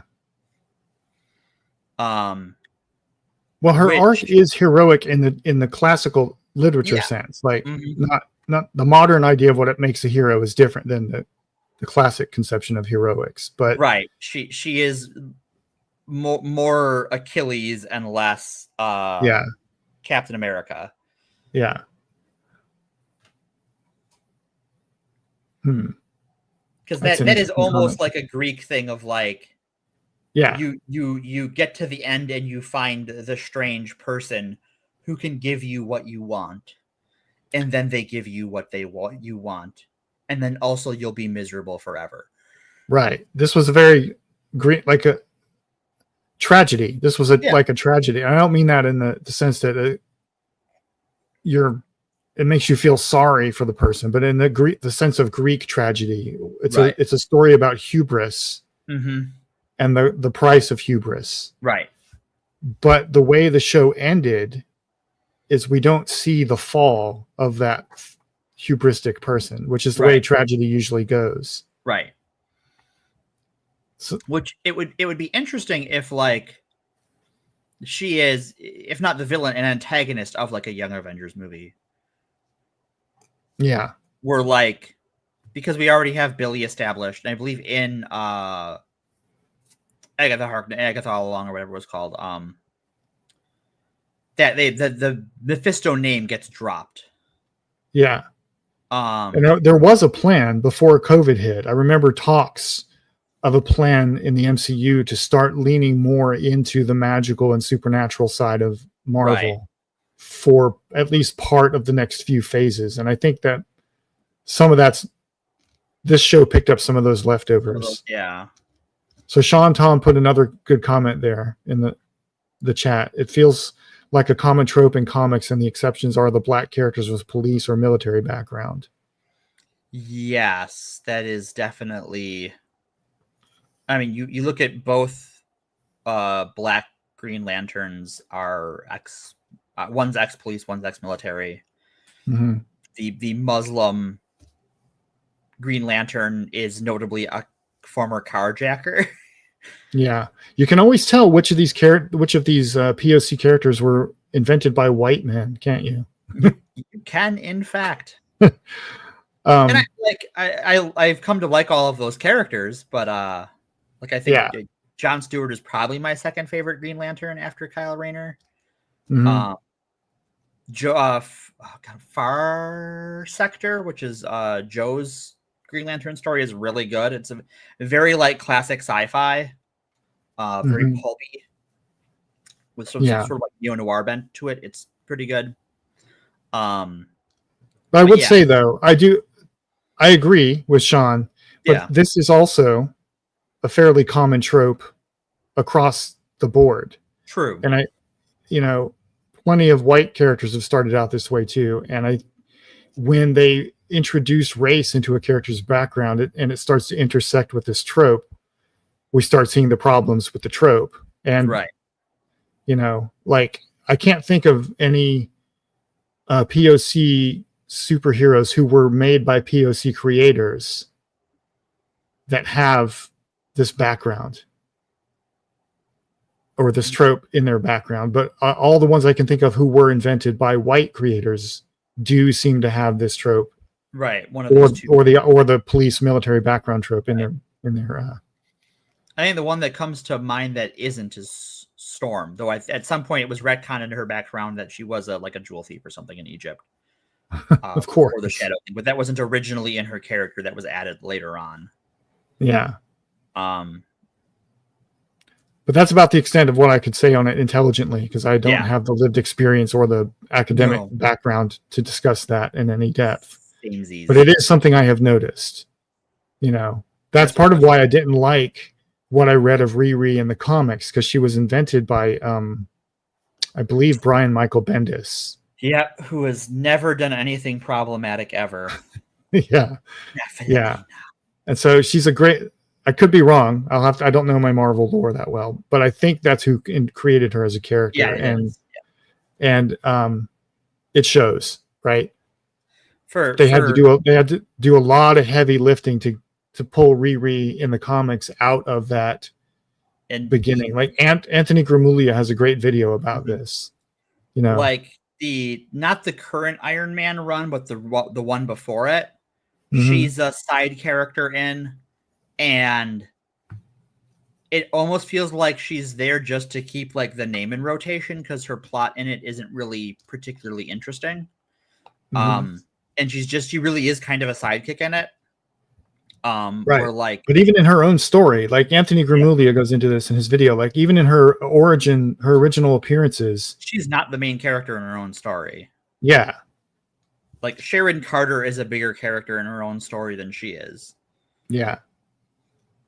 So it's kind of like Brian Michael Bendis came up with a cool visual concept for a character and then didn't quite know what to do with her. Right. And for any chud who's listening to this somehow, she wasn't created to replace Tony Stark as Iron Man.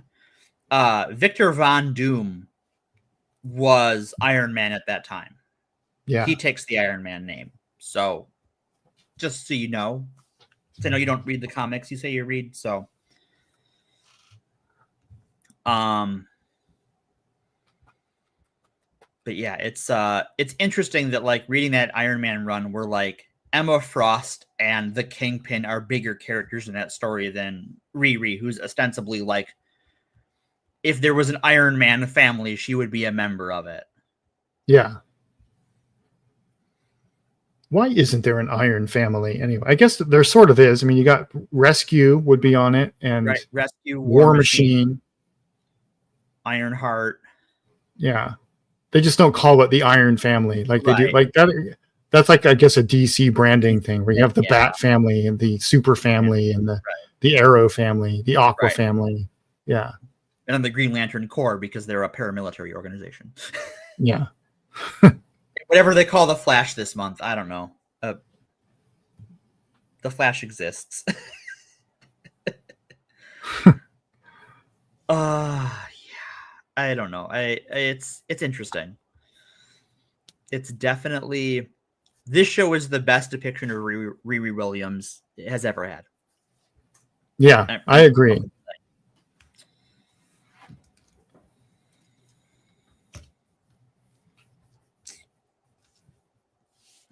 Yeah. But see, like what they do in DC, I read more DC comics than Marvel comics. Yeah. What they've been doing in DC for several years now is grouping, like having characters who are not just connected to the title character, but the stories in that title center around that family dynamic. Right. So it's not just like Iron Man and Ironheart and War Machine and Jocasta are all connected to each other and show up every once in a while in the Iron Man title. It's like in the current Superman stories, for instance, it's all about, all in the same book. There's stories about John Kent Superman, Kenan Kong Superman, Lois Lane as Superwoman, Kara Zor-El. They're all main supporting characters in almost every single issue. Right. And they're doing that with like the Batman family and the Green Arrow family and the Green Lantern Corps. Yeah, like I guess with the Flash family too. Yeah, the Batman books for a long time, like you've had like, I mean, like Catwoman is basically a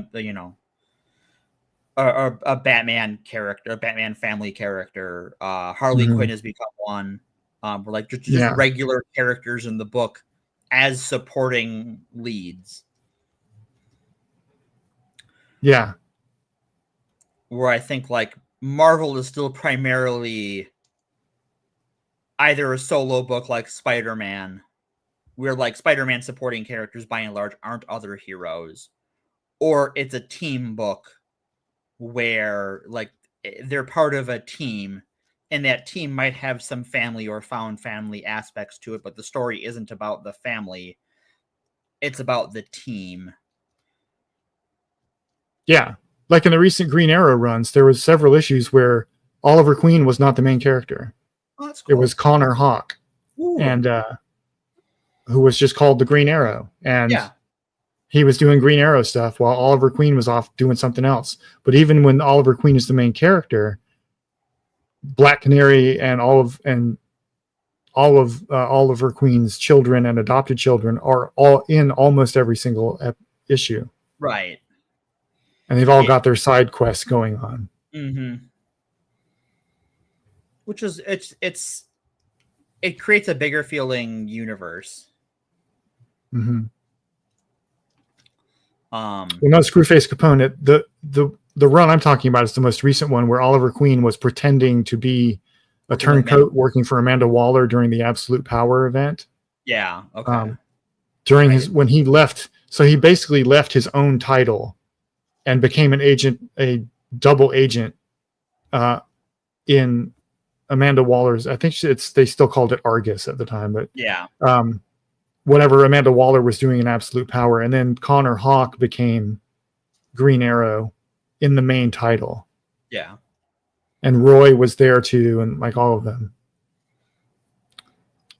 Yeah. Absolute Power. I tried to read the main series of that, and I'm just like, nope. Nope, I'm fine, thank you. This was not for me. But I think a lot of that had more to do with the robot Batman, who I just like could not. Everything I don't about care. that. I hate that. I hate the whole concept. Yeah. Yeah, everything about that. I'm just like, stop it. Get out. Yeah. I know Dane loves that Batman run, but I'm just like, bro, no.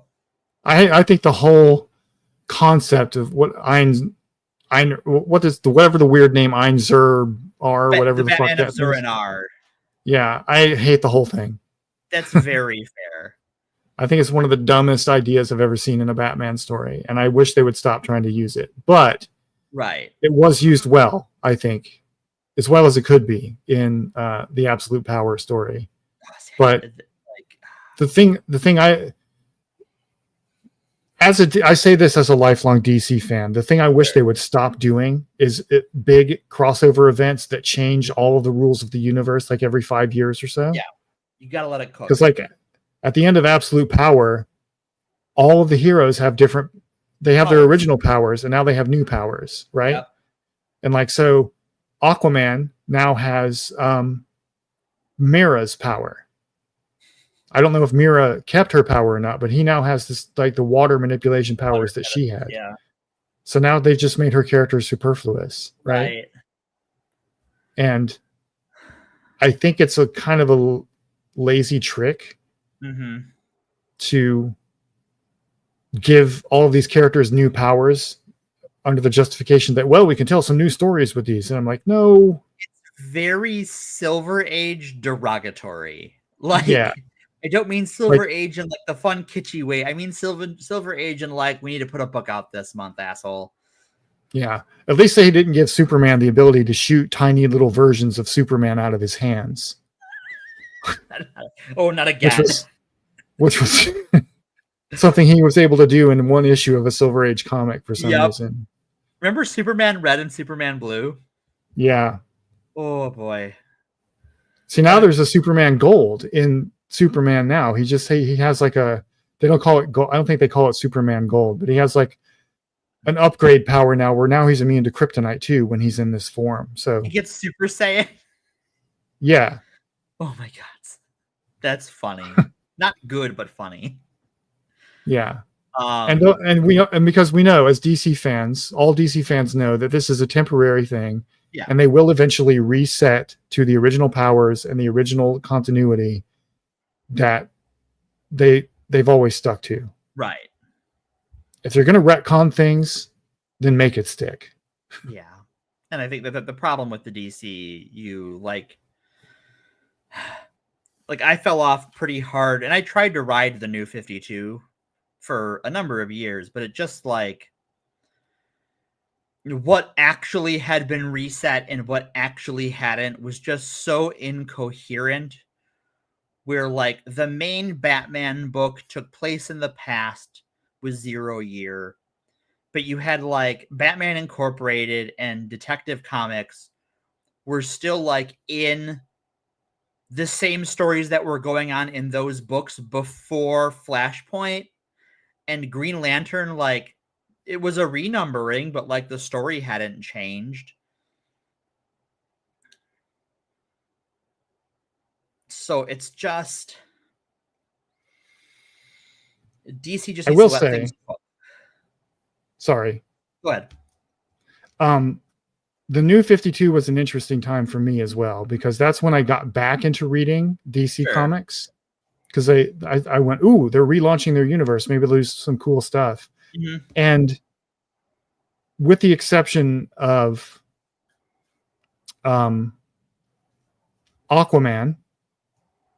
and the later issues of Green Arrow, most of the main DC heroes were not cooler. No. In the New 52, but a lot of the like the B and D and the B and C and D list characters were like Animal Man was awesome. I mean, Animal Man was awesome before, but the story, the New 52 Animal Man stories were always pretty cool. Swamp Thing was pretty cool. Yeah. They brought John Constantine back into the main continuity, and that a lot of that worked out really well. That first run of Justice League Dark was probably the best Justice League title. Yeah. Well, that's what gave us Justice League Dark was the New 52. There's no Justice League Dark without the New 52. Yeah. So there was some cool stuff. And when they went forward with like the Convergence and Rebirth events, they kept a lot of the cool stuff and got rid of the bad stuff. But yeah. But they are technically still in the same continuity they've been in since Crisis on Infinite Earths. Since Rebirth wasn't like a reboot of the entire universe. Sure.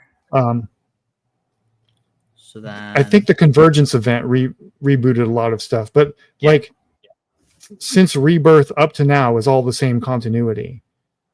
I think Convergence is where I bailed. Was that the one where like it was Earth 1 and Earth 2 were kind of colliding? There was a Brainiac type character who was going around and collecting universes in bottles. And so they did a couple of limited runs of older versions of the characters. You had that, and you had like Brother Eye in the Batman Beyond timeline, and you had like the Joker with Bruce Wayne's head like stitched to the back of him as a robot. And I'm like, check, please. I'm done.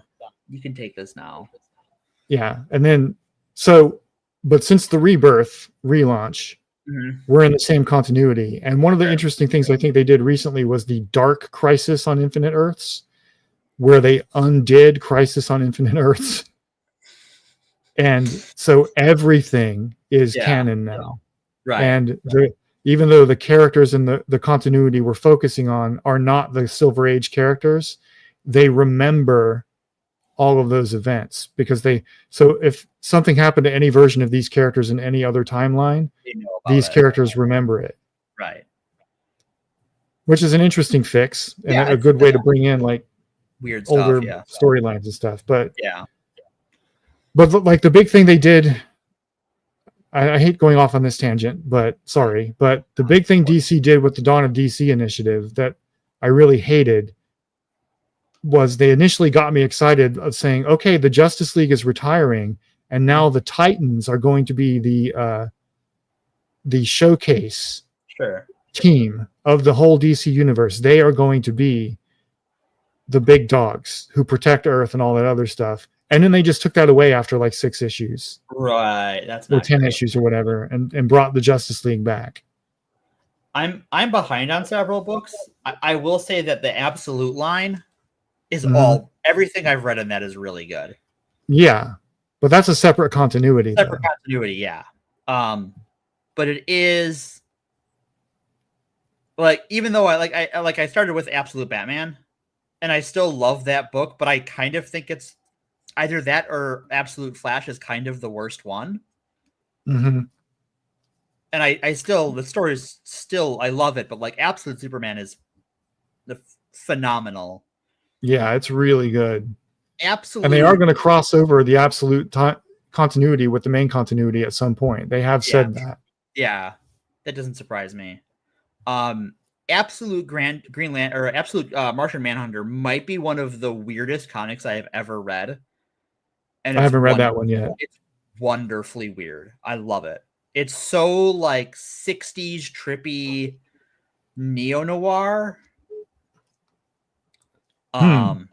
Yeah, it's really weird.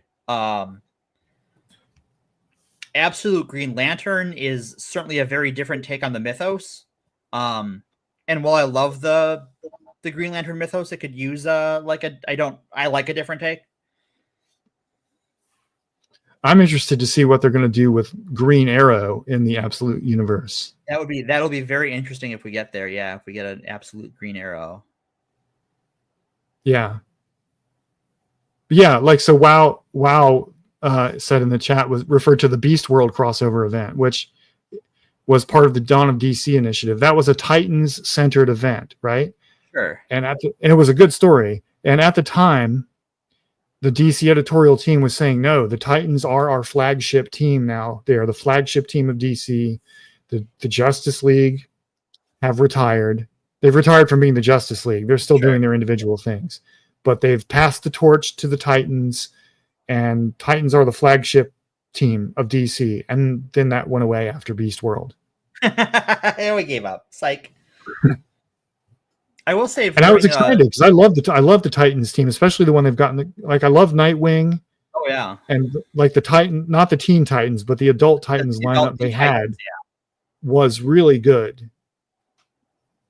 But they brought the Justice League back, and I like the Justice League, but it's again emblematic of DC like making big bold promises about changes to their continuity and then not sticking with it. Mm-hmm. And I guess that's because it doesn't sell well, maybe. I don't know. Yeah, I don't know. Like I did enjoy the Shazam run a few like 2-ish years ago. With where Mark Waid writing it? It was the one where he had to adjust the gods that were giving him his powers had to be adjusted. Yeah. And when he transformed, whenever he transformed, one of those gods would have like a greater influence over his behavior. Yeah. And at the end of it, it establishes kind of like a return to almost the Golden Age style of Captain Marvel in the Golden Age, but Shazam now, wherein like Billy isn't in control of the champion. He's just kind of the host of it, but it has its own will growing separately from his. I didn't read that run. I should check that out. Yeah, it was very interesting. And like Shazam is one of those comics that like every time I even call it Shazam, it still doesn't come out of my mouth right, because my grandpa had a bunch of old comics at his place. And so as a kid, when we were there for like, holidays and stuff, I would just read his old fucking Golden Age comics that were all beat to hell because his kids read them. And so like, that's some of my like first comic book memories is all that old stuff. And so like that and like the Alan Scott Green Lantern. Yeah, my oldest comic memories are reading my dad's Captain Marvel / Shazam comics. He loved those characters way more than Superman. Oh yeah. And Spider-Man. Like those were the two that the comics my dad had. Sure. And so I think in the current continuity, the character is just called the Captain now. Yeah, I think he's just the Captain now. Because every time he would say the name Shazam, he would change form. So his name can't be Shazam. Right. Which was always when they changed it. We're going to call it Shazam now. The character's going to be Shazam. I'm like, well, he can't introduce himself that way. Yeah. So what is this I'm seeing about some more news in the MCU in chat here? I don't know. Some more news. Did a report on MCU events as if they were really? Oh, I don't. I've seen their Star Wars one they did out before Rise of Skywalker came out. Huh. And I saw it shared by someone who hated some more news, which was funny. Because because they thought Some More News was like forcing propaganda into Star Wars. Yeah. Oh, that old. Yeah. When it was just like, well, no, Star Wars just has those politics. They're just pointing it out, and you're just mad. Yeah. It was in a Star Wars RPG Facebook group, if I'm remembering correctly, from 2019. And it was from someone who hated the prequels and talked about how important free speech was, which is why he banned people all the time and why a whole group spun off of it and stuff. And then I stopped using Facebook because it was just grotesque. Well, anyway, we've been at this for almost 3.5 hours. We probably should boogie, and hopefully Dane is okay wherever Dane is. Yes, I hope so as well. Do you want to plug anything before we go? I will be at PhoenixCon in Appleton, Wisconsin, the weekend of the August 15th, 16th, and 17th. I will be there on the 16th. If you want to do some role-playing games and are in Wisconsin or want to travel to Wisconsin for an impromptu summer vacation, come check it out. Cool. I am, of course, Bob of Ye Old Ways, and my channel is the same name. I haven't made any new content in a while. I have to confess I'm kind of burned out and apathetic about it, but I am planning on experimenting with live streaming again. It's the thing that keeps calling to me, and I keep not doing it because I don't know why, but I have a block of time free on Monday nights, and it appears that none of the other initiative related channels do anything during that block of time. Yeah, they're sort of off there. Yeah. And it would be around 7:30 p.m. Pacific time, so it would be a late night stream for much of the country. Yeah, but we'll see. Because I feel like I'm just not motivated to blah blah blah. Sorry. Yeah, I'm sorry. I've just lost the motivation to script videos and stuff, and I started veering into just filming myself reacting to content, and that's essentially live streaming without chat anyway. Mm-hmm. So maybe I'll try that, I figure. There you go. All right, folks. Well, we will see you next Sunday for more Forced Adversity podcast. Have a good week. Oh, wait. We forgot to mention.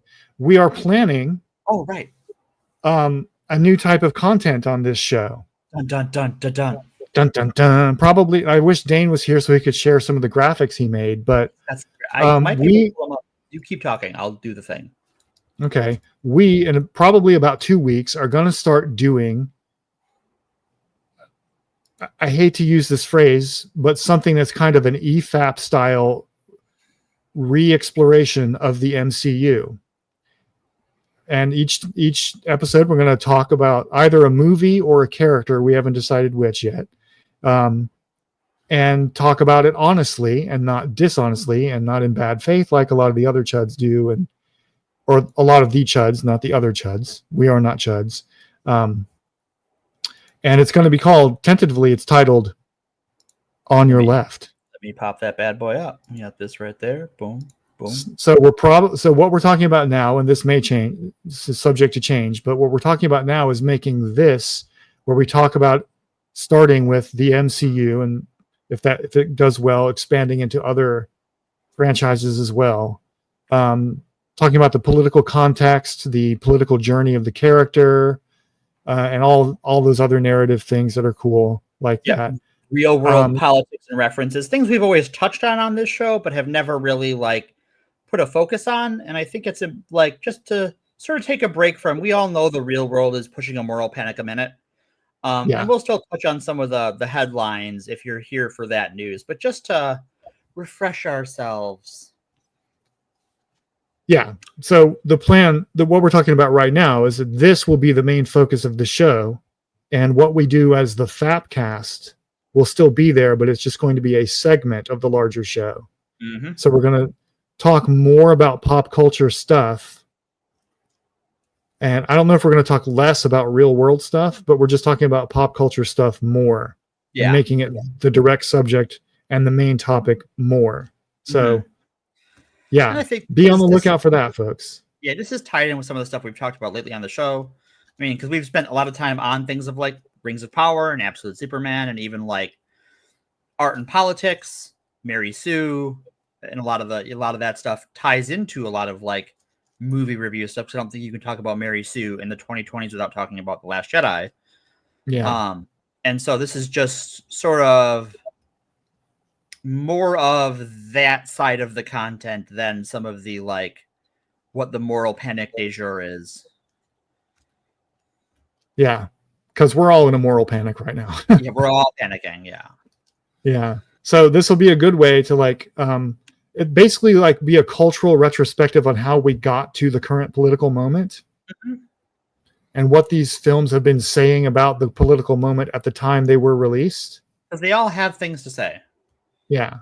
Like, for instance, if we did Captain America 1, we'd talk about Nazism, both about like the politics of World War II and the politics of the 21st century, looking back on the politics of World War II through the lens of Captain America. And even as an like, example. Yeah, even what that movie is willing to say about Nazis in comparison to other things in the movie. Yes. And what it doesn't say about Nazis. Mm-hmm. Quite conspicuously, I would add. Very much so. Or if we do Iron Man, we could talk about like the war on terror, because that was still a big thing going on when Iron Man came out.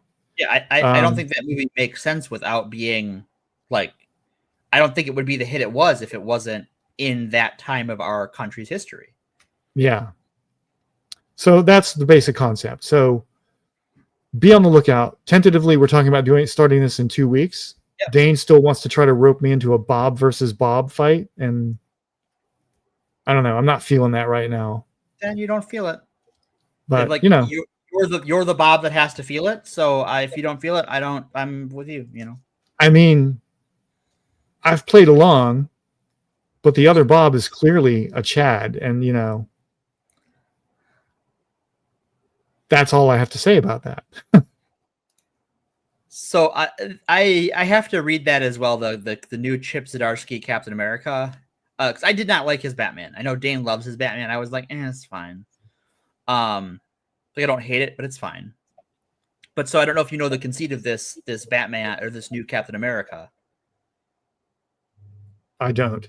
Okay, so it's sort of parallel narratives. One of which is it's sort of retelling Captain America's first days out of the ice, but using Marvel's sliding time scale to have him come out of the ice sort of right around 9/11. Okay. It's sort of when the Avengers find him. But then there is a Captain America that America sends to the Middle East, who enlists in the army as like the same sort of scrawny, asthmatic kid that Steve was in World War II. And given some kind of super soldier abilities and sent over there with the shield. And that's just the first, it's just the first issue just came out this week. That sounds interesting. It is like, it seems very interesting. And I am very curious to see where it goes. Because it can go a lot of places. Is the new Cap a new character? Yeah, he's a brand new character. He's this ginger kid. Oh, a ginger. Uh-oh. Yeah. Yeah, Captain America has no soul. That's confirmed. My best friend is Irish. It's fine. Right. Well, at least they're not erasing a ginger character with a black character. You know, hashtag ginger side, right? Make Thor a redhead, you cowards. Oh, yeah, please. I want redheaded Thor. Because that's the Thor. There's a Thor in the DC universe who is a redhead, by the way. Yeah. Anyway, we've gone on too long. Yeah. We should go. We plugged our thing, and I got to go eat dinner. Go eat dinner. All of you stay hydrated. It's summer. Bob, stay hydrated. I will. And remember, each and every one of you hearing this, praise Bill. Praise Bill. Hey, buddy. Eyes up here.